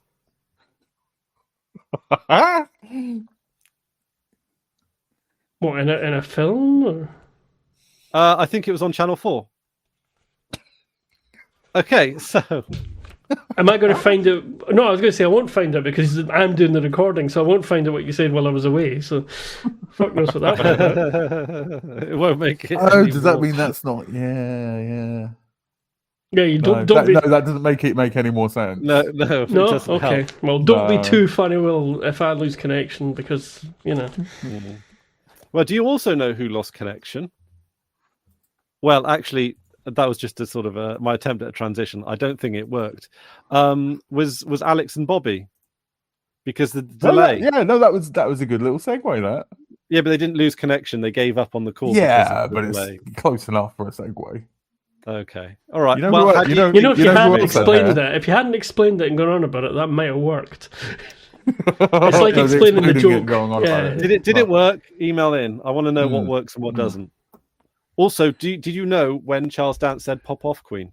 Well, hang on.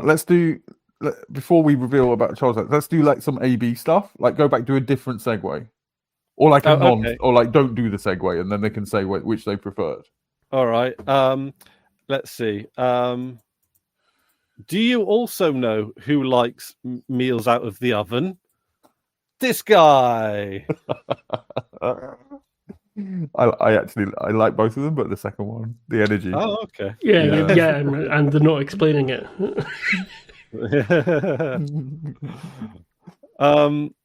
So they're friends now or something, right? Well, they're both there were the two Martians on Bobby. the ship, so they kind of had that all along, really, didn't they? Yeah, they've always tried to force a friendship there, but there's never been chemistry. No. I don't think Alex's actor is capable of chemistry. Yeah. No. He doesn't really have chemistry with anybody in the show, even in the bits where, like, when he's been in a bar with Amos, and like, there's been parts where he was supposed to have chemistry, and he just doesn't. Yeah, and then there was that bit where Amos was like, "There's no fucking chemistry here," so he hired the sex worker just to take his place. Exactly. Yeah. I don't want to talk to this boring cunt. Can you just listen to this? Okay, well, space cunt. Sorry, space cunt. Moving on to another little interesting bit before we get to the big. Hang on, before you move on, I think Chris had something to say about nephew's girlfriend. Oh, you're Aunt Bobby, that woman. That young lady. Yeah. I mean, she seemed cool, but also like she didn't know where that food was or whose food that was. She just picked up some random food and just like, oh. Did she? I do that kind of thing. I would do that, and I know You would do that, but to me that's normal. But I know like people sometimes get offended by shit like that, and it's weird to me. No, because it was like it was a weird over familiarity. Some might say almost. It's a bit flirty almost, but to me, if there's food and it's not like in front of somebody on a plate with knife and fork, that's communal. It just could be. It could be gone off. It could be like, oh, I'm just putting this out ready for the bins. Well, you know that when you put it in your mouth, that's fine. But I mean, I'm pretty easygoing. Well, like, you know, if you think back, I think you know how they do references to other films and stuff. I mean, I'm probably stretching here, but that could be a reference to Jaws. Because she has jaws. No, Richard Dreyfuss comes in to see Chief Brody, and you know there's the food, and when he goes, "Oh, are you eating that?" and it's just basically starts eating their food and stuff like that. Ah, best bit in Jaws is Richard Dreyfuss, and it's not the shark. He's having dinner with his son, and his son's like copying. The copying thing, yeah. I love that. I really love that. It's very nice. Yeah, it's a nice wee bit. We spent a lot of time on this Bobby bit because really it's just like, oh, catching up with Bobby. She's not on the Rocinante. Oh, but she's still keeping in touch with the old crew. That's about it, really. And she's a little bit tall. She's got a shit job. She's got a shit job. Oh, yeah. And she's a bit sad. Shit job, but cool hair. But she's quite well known. She could have a Shows the Ting channel or something. Yeah, she probably could, but I don't think that's her vibe. I mean, I'll tell you how I kicked them. And I punched her, and I mean, she did basically murder some of her own squad. So yeah, she has sort of she's traited Mars twice. Yeah. So I guess, but I think, based on the reaction of nephew's girlfriend, like she's cool with the kid. Like the kids get it. Yeah. So she's Louis Mangione of. Luigi Mangione. I said Louis. That's clearly not. That's the French one. We're not going back into that. Belters are police. You can't Mangione. Please done. I kill a billionaire. Yeah. I go a bang bang. I go. That's not a my meatball. Bada bing, bada boom. You're there. There's no money now. Actually, you just reminded me of one of the things that I've got. It's kind of related to this and to the Expanse in a way. Is I'm sort of incubating a game idea. I've got a lot of it written down, and there's other ideas coming into my head, and but one of the things is that pine cones. I don't know where I got that from, because there wouldn't be any pine cones in the Arctic. For some reason, though, the game has pine. It's the game. There's pine cones, and the pine cones of different types of pine cones are different kinds of weapon. I think I must have been dreaming a bit when I came up with this. When I think about it, but one of the things is there might be pine cones within the Arctic Circle, maybe. That's true because you will have it's definitely an area for the pines. Is there a bit of Sweden in the Arctic Circle, or is not in the Antarctic where penguins tend to hang out? The penguins are invading the Arctic in this game. Oh, good. And that's why there's also cargo containers. And they install in Linux on everyone's computers. I see what you did there. Anyway, so it's like a new version of X-Bill with penguins. Anyway, I don't want to get into the game. This isn't a pitch. This isn't a pitch for something. This is me talking about something. Anyway, the thing came up. Send your VC money to. Yeah, send your VC money to Hamish. Yeah. Actually, while we've got it, I mean, this is a video, so it's maybe not going to date it, but just thank you very much that since these two people have been pushing things, I've had quite a lot of donations, and it's paid for the server for the last 2 months completely. Thank you very much. Oh, well, keep at it. I'll push anything up anything. Even a pine cone. Peanut, stop annoying me. Come on, Peanut. We're having a heart-to-heart at the moment. No. It's very cool. That is very cool. So, but you should be fucking ashamed of yourself. Only 2 months. Donate more, cunts. Yeah. No, I mean, because the thing is, it's like more and more as because I guess I'm the YouTuber out of the bunch. I mean, Drew, you've done a little bit of YouTube in your time, Not well, my quite a lot own, of really, YouTube, but but not yeah. But I'm a sidekick. You've got that video. What it's literally, it's an amazing video that I think you should at least put on PeerTube just for like to keep it in the sphere of like the history of computers, but things that only you find interesting. The history of Unixy one. Yeah, that's bring really it in. video. Yeah, bring it in. You're welcome. Yeah, I did like making that. But I mean, I feel less and less at home on YouTube by the day. Almost like it's just like it's not for people like us no more. It used to be, but it's not. And Polar Bear. You mean as white men, right? There's no cultural spaces for white men anymore. This is the problem. Oh, you too. Oh, that's. I was being sincere, Drew. That was. I'm sorry. I'm not usually the one that makes things insincere. I apologise for that. So unlike you. So there's pineapple, pine cone. So but anyway, yeah, no, like I mean, we should do a fundraiser or something at some point because it's like I mean, there was going to be the big quiz and stuff as well, and that was going to be sort of semi fundraiser, but I've not. When everybody's in the mood and in the mental space to be able to do it, we should do like a telethon type thing. Yeah, that'd be a good laugh. Get it's a few guests. An hour thing where stuff, we play some games, play some wavelengths, play some games, have some like chat interaction quiz type stuff. That'd be cool. Yeah. Because I just this genuinely, depending on how things go with Mum at the moment, if this settles down, I mean, it seemed like it settled down, and then she got taken in the hospital just before Christmas, and she's still not back, unfortunately. We got kicked out. I apologise for what I said about white men. Yeah, the powers that be got to you. Before we move on back to this, I fucking forget this pinecone thing. God, you bastard. Pineapple. So there's a pine cone, and the weapons in the game or power ups, something like that. Something in the game's pine cones. It's got to be It's got to be pineapples now. You've said it enough. Pine cone can be pineapple. Whatever. One of the pine. No, it's not, because it has to be pine cone, because one of the things is pinus.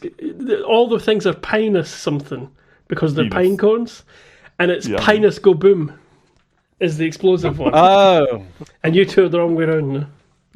Oh, okay. 1 second. All that for that one fucking joke, which is going to be...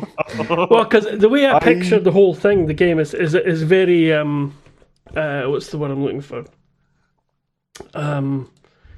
Very old cartoons sort of thing. Tex Avery, Roadrunner, Wile E. Coyote, that kind of vibe. Yeah, that kind of logic. Yeah. So funny Latin names for things seems quite fitting. I want a bit where you make some TNT look like a woman and somebody becomes attracted to it. I'll try my best. That was always my favourite thing in Warner Brothers stuff. Like, I found if you can draw it, we can have it, because I was thinking that could be our polar bear hero could be, attracted to a very obviously not polar bear woman. Anyway. Right, so I've got it chronological, but it makes more sense if we don't do this chronologically. Oh, you're breaking your own rule now. I know, I'm a prick. Oh, hang on a minute. I just saw a thing. Have they changed the name of Shows the Ting in this season or something? Because if I show you this, I'm afraid this might be chronological. This so is I'm Mars, sorry if it is. Isn't it? What, like this thing here? Zaltiway. Yeah. That's not the Shows thing. That's the scanner. Ah, okay. Because if you look below that, there's Shellap. Shellap. Okay. Sorry. Yeah, you're saying not in order. Doesn't matter. Anyway, so. We get this. So this is right here. We get back to the serious thing of the UN and the MCR are apparently awarding charters to people to go play. There's 1,400 plus systems, and because the Belters found something, the UN and Mars have said, "All right, yeah, you can, this company can go and mine that," and they actually talk about it. That the mine, It's very East India company. I mean, they gave the guys colonial voices. Yeah. They're like, yes, hey, what? Not really. One of them's English. Oh yeah, I mean, okay. yeah. But do you know Burn Gorman from other sci-fi shows? The guy that plays the captain of those. Well, he was also in Game of Thrones. Game of Thrones. I thought it was that guy, but he was a very different character.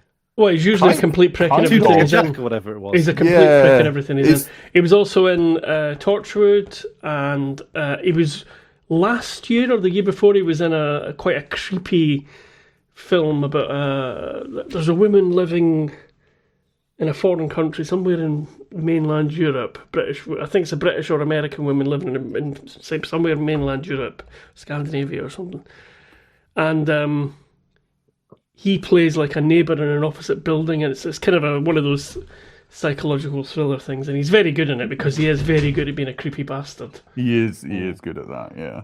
He's good at exuding threat in a way that I normally associate with Mancunians. That's sorry, Peanut is going absolutely bonkers here.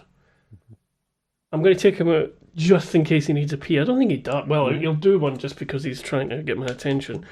But yeah, you guys can talk about this if you want, because I've got a couple of notes. But yeah, Burn Gorman is very good at being a menacing sort of character, I think. And he's the new. I would say he's the new bad guy. Well, what my exact note is: new prick, Murtry, because that's his name. Does he have a kind of Mancunian accent in Game of Thrones? No, he's not got a Mancunian accent. He's quite southern, more Londony. Yeah, he's Londony. He's Londony. Well, he's a little bit posh in this, but I'll be right back. Yeah. But I feel like he's like, I don't know how northern. Like, he doesn't sound particularly northern. In my memory, he's northern, but I'm sure that memory is faulty. Oh, it could be. I guess I'm not great with accents, to be honest. Like British accents, which is weird. So we don't know how the ship goes down, do we? Like, it gets shot down, obviously. We don't know that. All we see is I think it leans away from shot because the holes are all different sizes. So it's not like just a large caliber gun just shooting it. Probably. I mean, I do know, but so I'm not going to lead you. But yeah, we don't know. We don't know at this point. Yeah. Also, with this new place, what's it called? Ilis, is it? Elis, yeah. What's the gravity like on it? Because they obviously Naim's getting big injections in.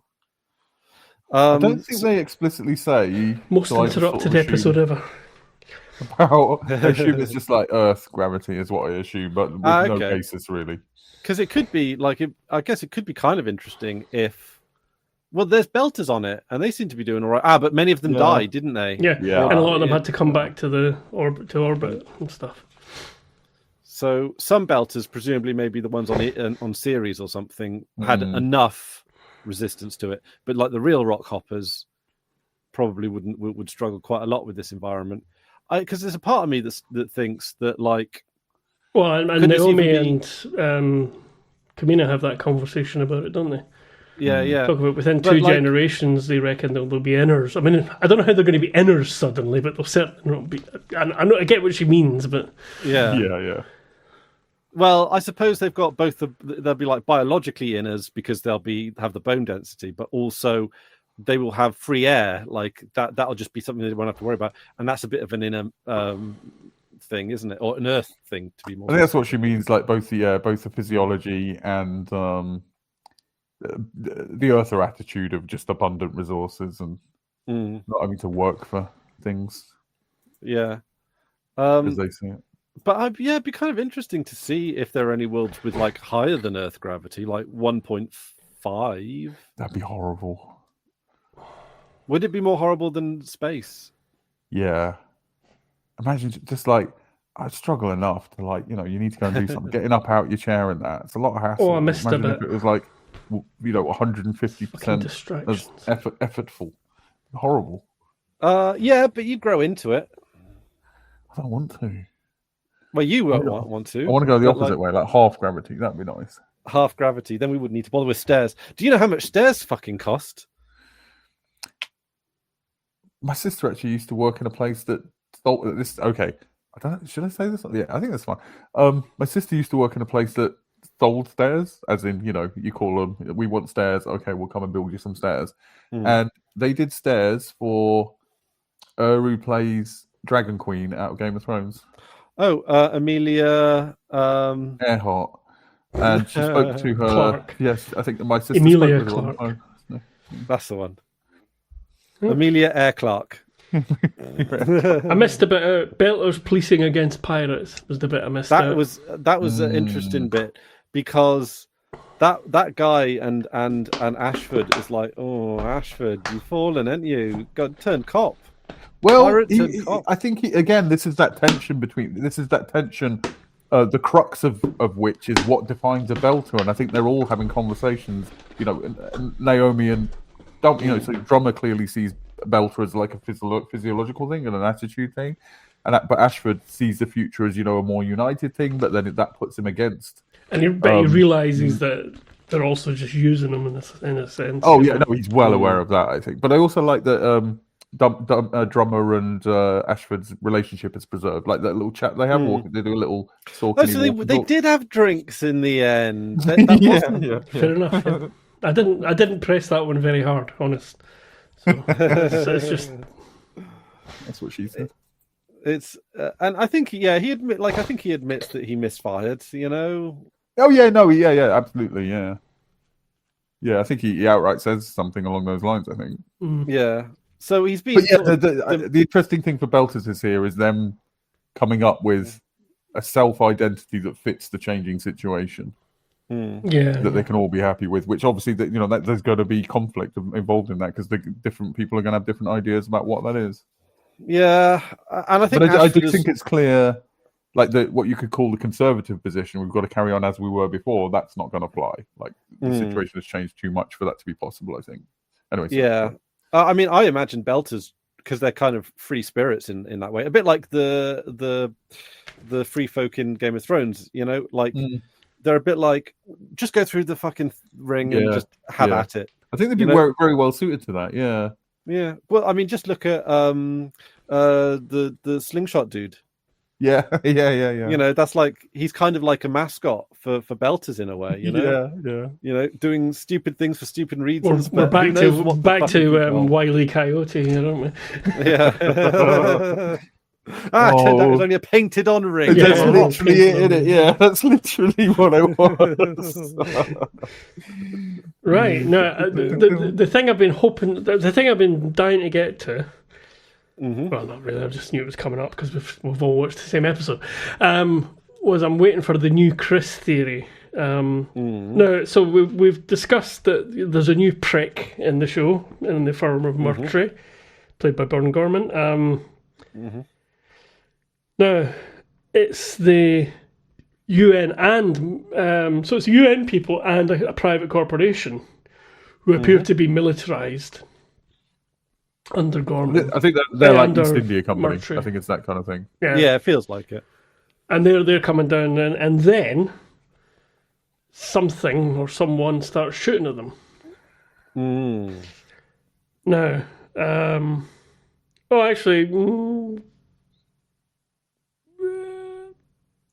yeah. I mean, this is all part of the same thing. It's like so they're talking about basically what sounds like dodgy deals. He's obviously planning to throw the Belters out. Yeah. That's his plan. Yeah, I'll leave those 2 points for afterwards. But yeah, that's what we've got. And then so they land. They get. Actually, no, I've mixed everything up. Bollocks. Because it's in chronological order on my notes when I made them. Okay, let's go back slightly, or do this slightly. So who attacked the dropship? Someone or something attacked the dropship, but we'll come back to that in a minute. Two things. This is the one I wanted to ask you guys about. When Miller disappears, or the investigator disappears, I put Miller/investigator. Where did he go? And was there an actual visual to that? I mean, you know how he sees the thing, but then he goes off. Was there a thing external to the ship there? Did you see that? I thought I saw something flying away from the Rocinante. Okay, so that's a bit like a probe or something. But that makes no sense from what they've established. So that's probably my imagination. When you find that, can you give me a timestamp on that? Yeah, hang on, I'll have to. I did have that a second ago. That's towards the end, isn't it? Or the end, the second half-ish. Yeah. It's just as they're coming to the. Oh, that's the wrong film. That's the wrong thing. I'm watching Alien Covenant, Alien Romulus. Shit. Oh, that's where your sound bite came in. Yes, that's why I had it open. I was thinking, why was that open? Oh, I know why it was open. Oh, I found it. 29:47 for me. Out of power that state. Cop to protect their haulers. We have 29:47. Ah, here we go. It's just there, Yeah.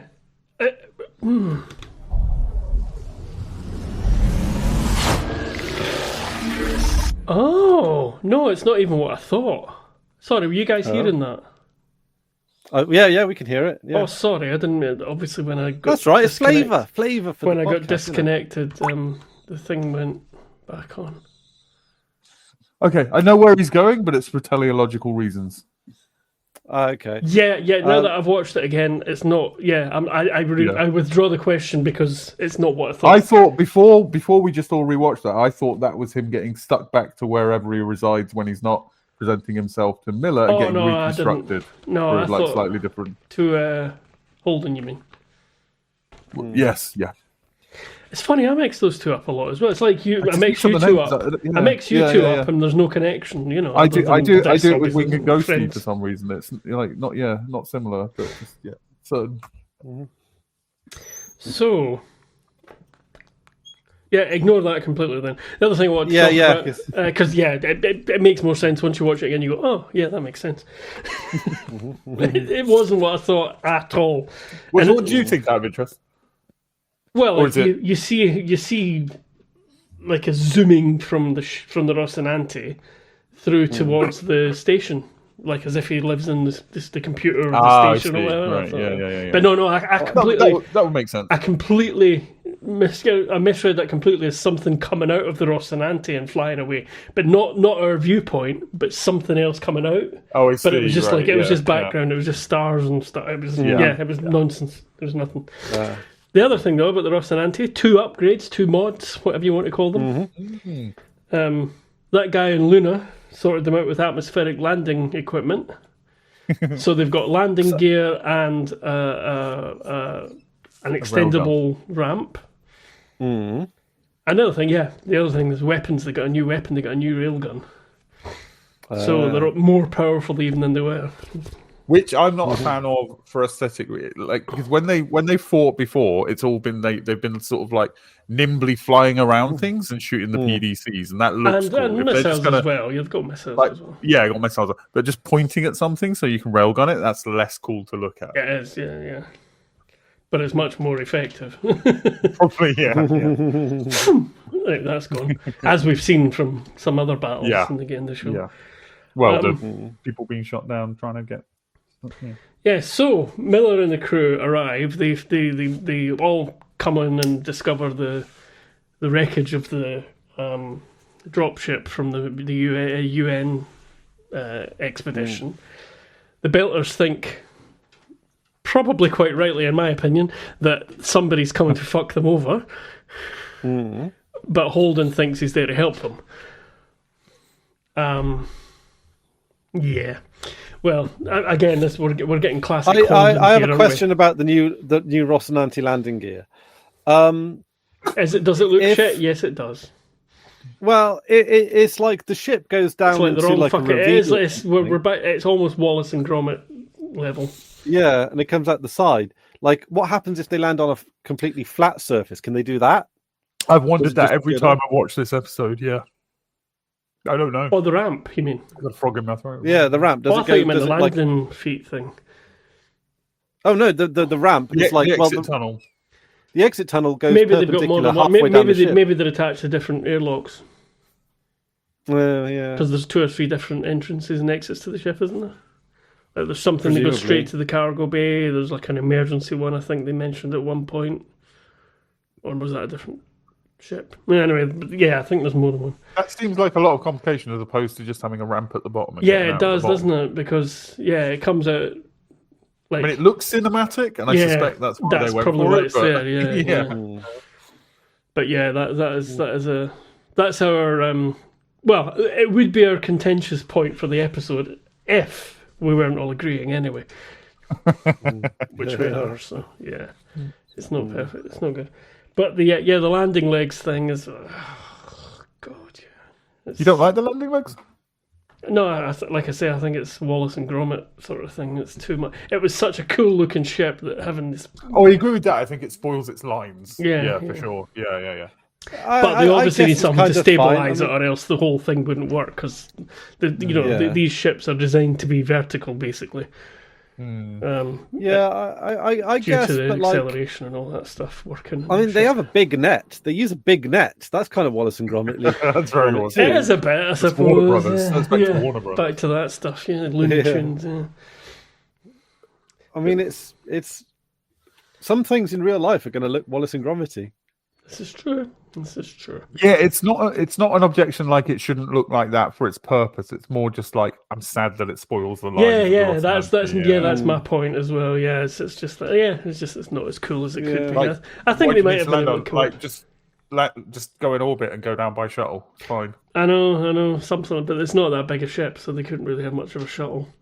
They could have an attached shuttle, I suppose, but then that would spoil the lines as well. They could have kept the Razorback and gone down one by one. No, two at a time. The Razorback. Actually, the Razorback. I'm sure the Razorback cannot land, so forget that. Yeah, then they'd have to mess with the lines of the Razorback to make it so it can land. And yeah. We're on a whole. Who's got the Razorback now? I don't know actually, because Bobby. I don't know. I'm trying to Melba. remember where it ended up. It was probably seized as part of the Mao's assets. Actually, yeah, it'd technically be still Mao's property, wouldn't it? So government probably has it. Avasarela's personal shuttle now. So here we go. The big finale. The big finale, the proto-locusts. No, Chris has a theory. Yeah, no, that's what I've been waiting for, this Chris theory about these things, so go for it. Chris, what's your theory? I think it's got something to do with the proto-molecule. Oh, I thought you were going to have a bit more of an advanced theory. Okay. And the Spurs. No, the Spurs shot.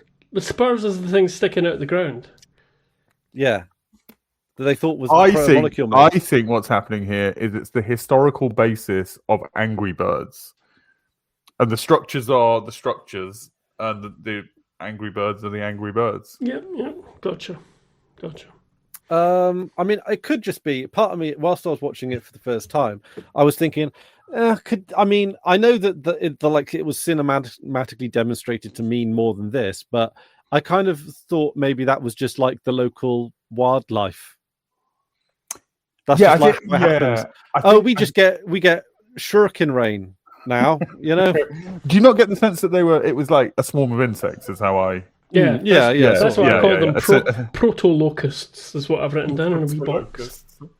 Peanut, stop it. What did I call them? I call them something in my notes. Pointy insects is what I called them. I have a question. Why are there trees on that landscape?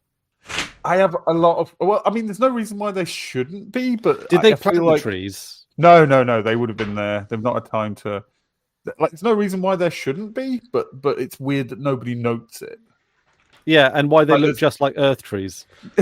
There's water. There's trees. Well, they need water. They need water. They wouldn't be able to survive without water. Yeah. So that's a simply. But it seems to have a similar has a similar hydrological cycle to the Earth with bodies of water, clouds. They've not had much time to talk about it in this episode. Let's be honest. No, but it could. Actually, I was going to say something slightly teleological there.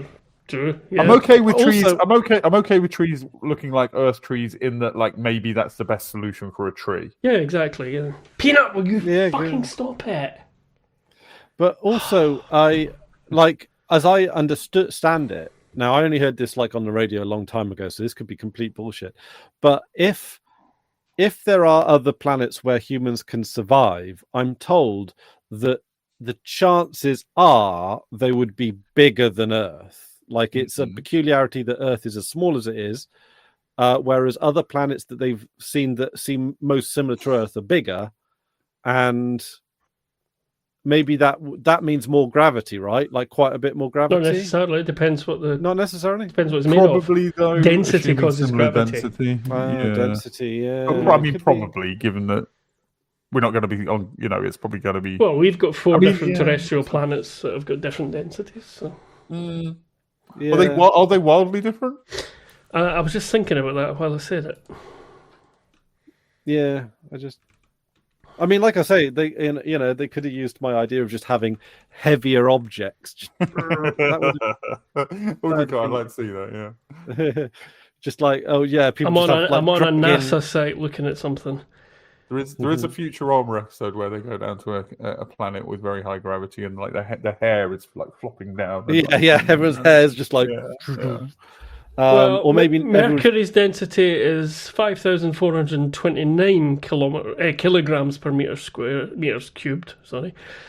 So 5,429 for Mercury, 5,243 for Venus, 5,514 for Earth, which is where our unusual density comes from. And Mars is only 3,934. Oh, so Mars is significantly less dense. The other three are ballpark in the same kind of. Yeah, kinda, yeah. Maybe Venus might get terraformed, and it might actually be quite a nice Earth too. Well, you've got a lot of because the changes. Venus is currently Earth's worst possible future. Yeah, the point. It's protomolecule. Yeah. Right, okay, we're mixing up real life and the. Yeah. No, I'm not talking for real life. I'm talking about protomolecule world.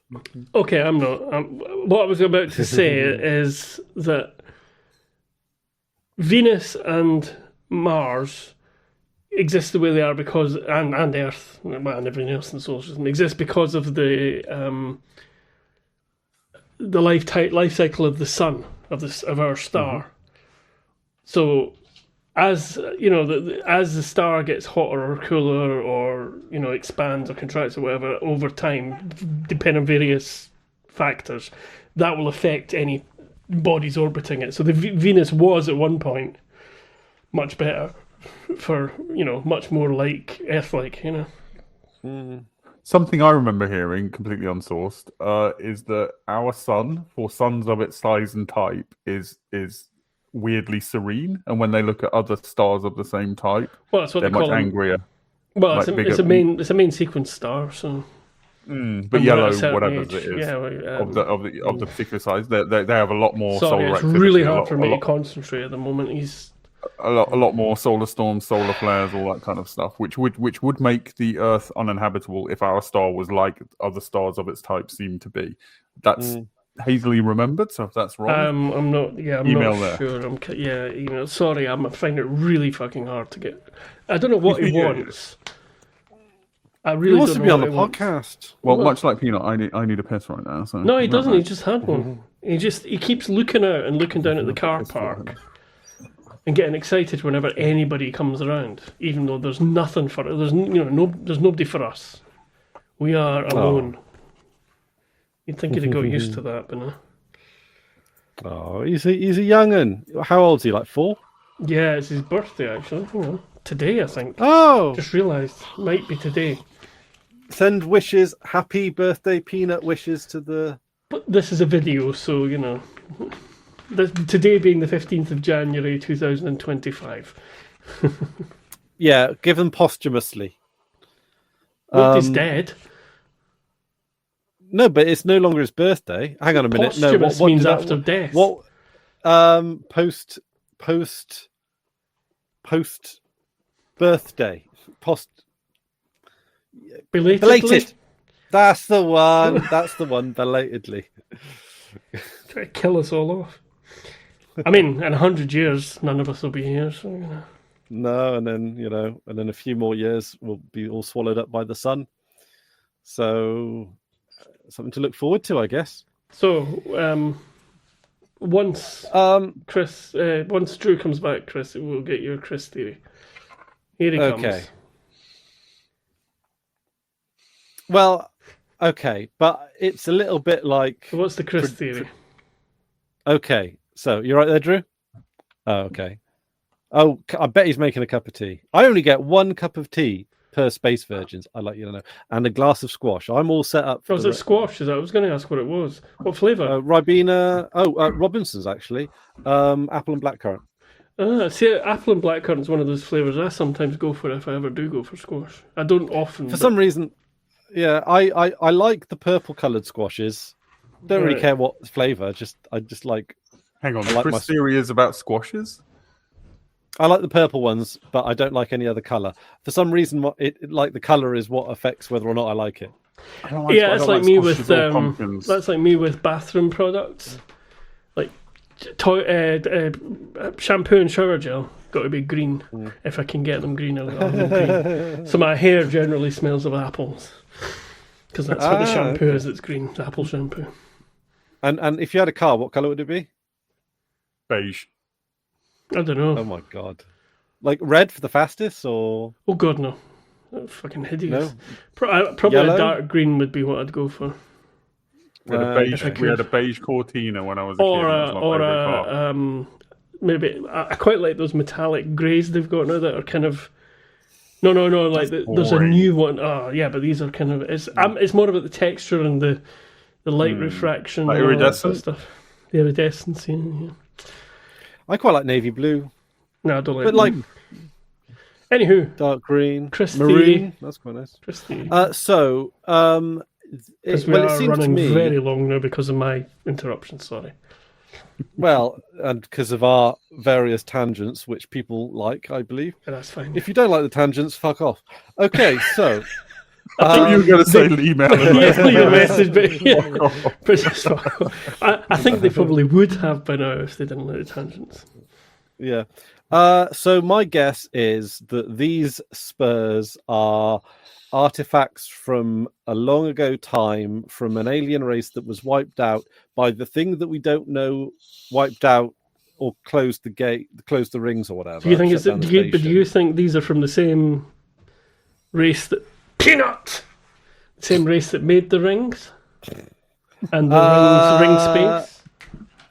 Well, I mean, the fact that you asked that question indicates no. Just for the viewers, Hamish doesn't actually have a dog.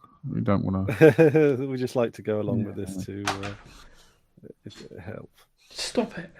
It's got a very specific form of Tourette's. Would be more convincing if it. Again. I wasn't implying anything. It doesn't look proto-molecularly per se, right? It doesn't look like the station, does it? Let's have a look. Because that's why Avasarala wants them to investigate, because it looks like said that prototech, and it does. It looks a bit like the what the ring edges is made of. That's what it looks like. Peanut, if you don't fucking lie down, I'm going to lose my shit. Lie down. Do not open that curtain again. Lie down. I don't know. Well, I mean, the thing is, right? Like you see the spurs in the wake of that thing getting shot down. So it's presumably. Well, you've seen before that. Avasarala's got a report, and you see it again because Holden shows it to the crew. Yeah, and but seen like them the 3 or 4 times. The shots connect. The shots connect. So, so I guess off the top of my head, judging from the clues that you've already laid down, both of you. No, I wasn't. You always think that I'm saying more than I am. That it was the Spurs that took down that dropship, like some sort of ancient defense mechanism. I don't know how you got that from anything I've said, to be honest. That one's a bit. That might also be Drew as well. Like both of you. Okay. I'm putting stuff together. Well, I mean, I'm not sure. I mean, where does the cloud come from?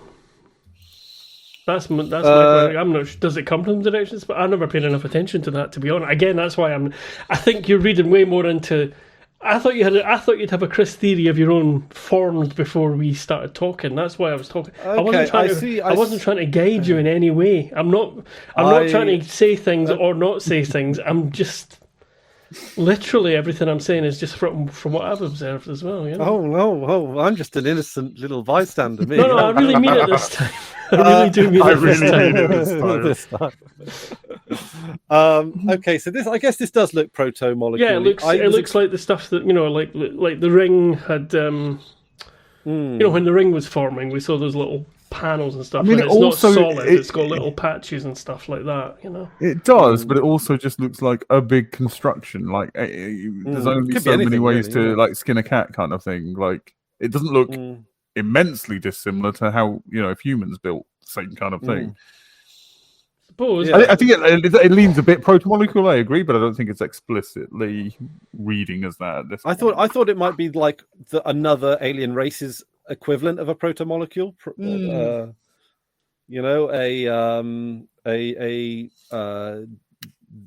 dye molecule, as it were, or something like that. Okay.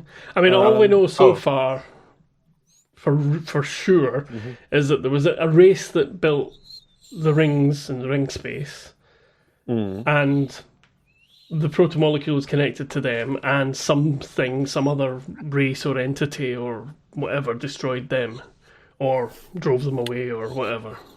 That's all we know for sure.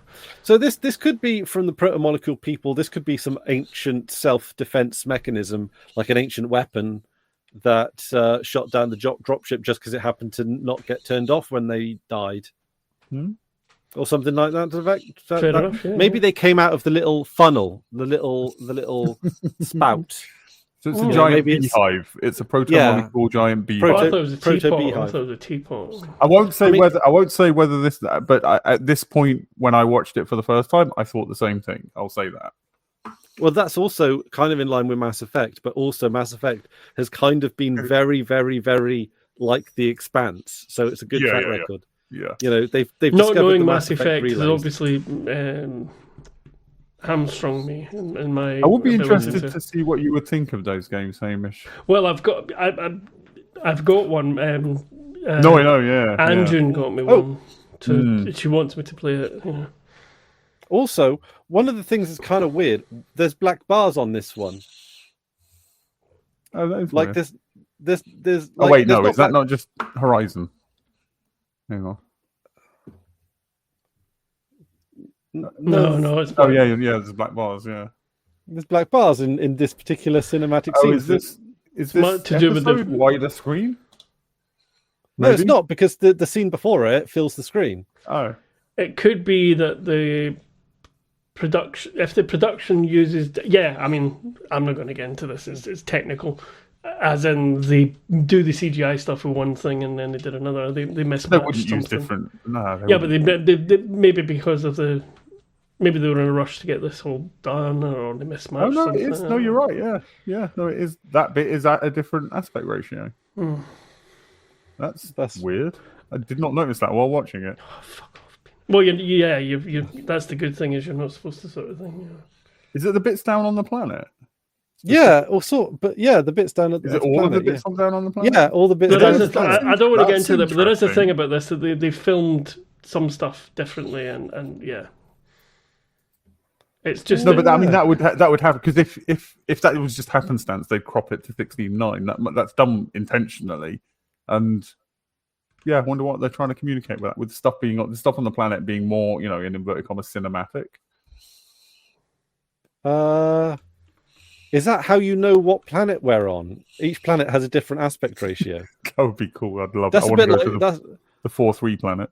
I want to go. What about the 1-1 planet? Let's stay away from the vertical video planet. Point is, they shot it in a different way deliberately. Yes. Because it kind of looks like The Expanse, the film, the movie. Yeah. Yeah. That's weird. I did not notice that. So we know that they're on Ilus because I think we don't need that to know, though. Like, I think they are trying to Yeah, it's the same. I've just flicked through the next episode, and it's the same in the next episode. That's interesting. I don't. And so, you just googled it there, Hamish, just to say that was intentional. Yeah. Just the cinema. It was a cinematic thing, as Drew said. Yeah. Sorry, I'm really, really having trouble here. Come here. Oh, he's been out so many times today. So I was kind of wondering, like, how do they lock up? Do they have keys? Oh, for the Rocinante. Rocinante. Keys for the Rocinante, yeah. That's a Chris question. Probably a keypad with, ID. Maybe even fingerprints or... Fingerprint retina. Yeah. Biometrics, that's what it's called, isn't it? Biometrics. What's the the rectal scan? Rectal. Tina, will you settle down? I think to the other side of this thing, they've got the There's another full up thing, yeah.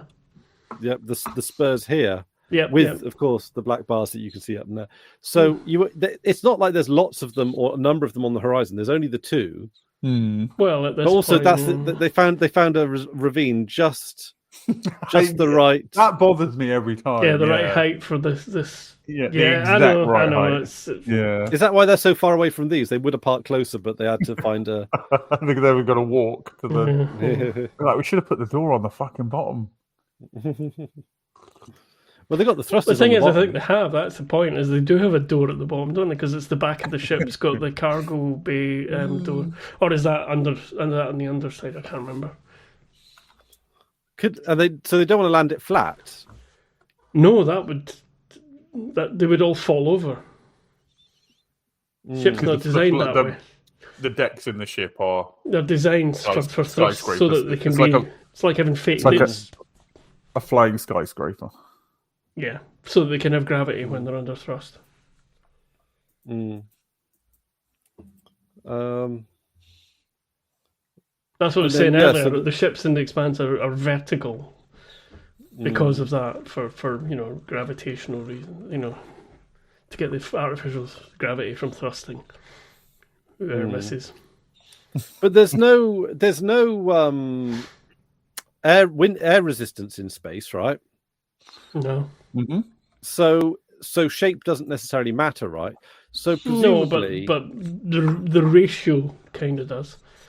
Yeah, but if you had a flying saucer, if you're not going to make, but if you want to make something with multiple decks for a spaceship where you've got limited space, you're going to. I mean, it could just be a cube.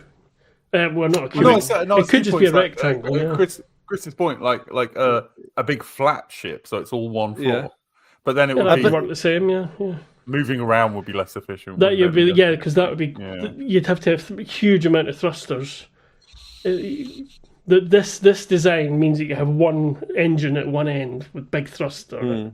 You could still do that, but it would be a very long way to get from one side of it to the other side of it, as opposed to just you going wouldn't. up. There's other reasons that wouldn't work for the. If you want the engine, you want the opposite.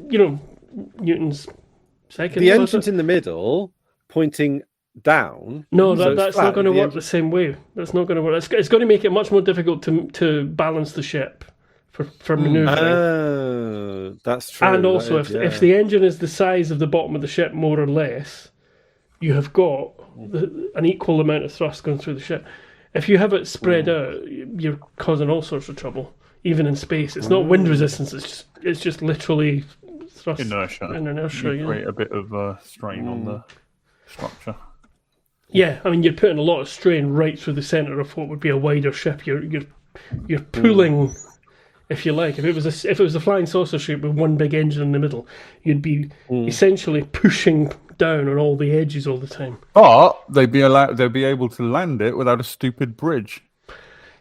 Yeah, without having to find a perfect height cliff. Yeah. I mean, we can. I'm not going. I can't make any excuses for this. As I say, there's no. It looks cool. Yeah, I don't think it looks cool enough to make like up I'm for not a it. nitpicker. No. I don't care about like the nitpicky stuff, but it's just I one of do. those things where you're like, why? Yeah. So the Actually, I hate to be a sort of apologist or whatever, but when you the very first time we see the Rocinante, it has got an external gantry going to that exact point on it. That's true. Oh, it does. Yeah. That's fair. Yeah, good point. But that doesn't really excuse why they don't. Yeah. When they've retrofitted it for landing, that they haven't just made it.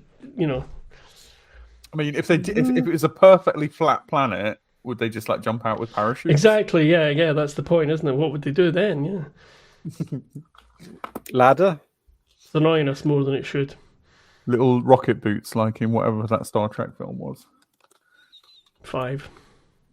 Maybe they could. Where he's on the cliff. Yeah. So I'm assuming that they don't go planet hopping in this to the point where we know more about how the exit and entrance on planets work. I think if they did, it would spoil the Rocinante, really. But we don't want to say things. Obviously, we don't say these are the bees.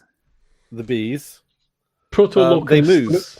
But it does. I think when he's holding it, it does. It does kind like of buzzes, doesn't it? It kind of. It does a little spiky bit sticks out. Yeah. Are they living? They look living. I've assumed they're living. Is the proto-molecule alive? Yes, because Miller's alive. Yeah. Miller's immortal soul has been preserved by the proto-molecule. Yep. I think he's alive. Hamish has become a rectangle. Where's Hamish gone? He's gone invisible. There he is. There he is. Okay, we've definitely exhausted everything here as far. I think so, yeah. Do you have anything else to say? So sorry, it has been so difficult to concentrate. I've got one line, and I think I didn't write who said it, but I assume it's Avasarala, and I assume she's talking to Jim, and she says, "Do not put your dick in it; it's fucked enough already." She does. Which is a great line. Yeah. Yeah, she's a bit. And somebody else says, "Yeah, don't do." I can't remember who else agrees with her. Oh yeah, Might Amos have been has good Naomi advice. or somebody or Amos. Yeah. Yeah. I disagree with her stance at the moment, but we still love Avasarala. You can't turn your back on Avasarala. What was she wearing? Yeah. So anyway, I thought you might have a more. Yeah, I don't want to put. I mean, you've already accused both of us of putting words in your mouth, so I'm not going to say anything else. But I just thought you might have. I didn't accuse you of putting. I accused you of putting thoughts in my head. It wasn't words I was putting in your mouth. Yeah. So I don't want to say anything else, but I thought you might have a bigger, a more grand Chris theory for the new, big mysteries of the show. But I don't think there's enough of there's not enough to go not at. Much really. to go on. Yeah. Okay. You've just got magical bees and some spiky things. Well, what you've said makes sense. Who shot down the ship? You reckon it was the spiky insect things? Fair enough. That makes sense to me. Not necessarily spiky insect things. Well, something coming out of the magical beehives. Yeah. Oh, it wasn't you. So you don't think it was them that was, because it looked like lots of things shooting at them, didn't it? Like shrapnel or bullets or something. Shrapnel, yeah. Like it could have been internal sabotage. It could have been anything. I don't know. Okay. Again, there's not much to go at there either. Yeah. Wow. Okay. Well, I don't like ending. I'm sorry to disappoint you.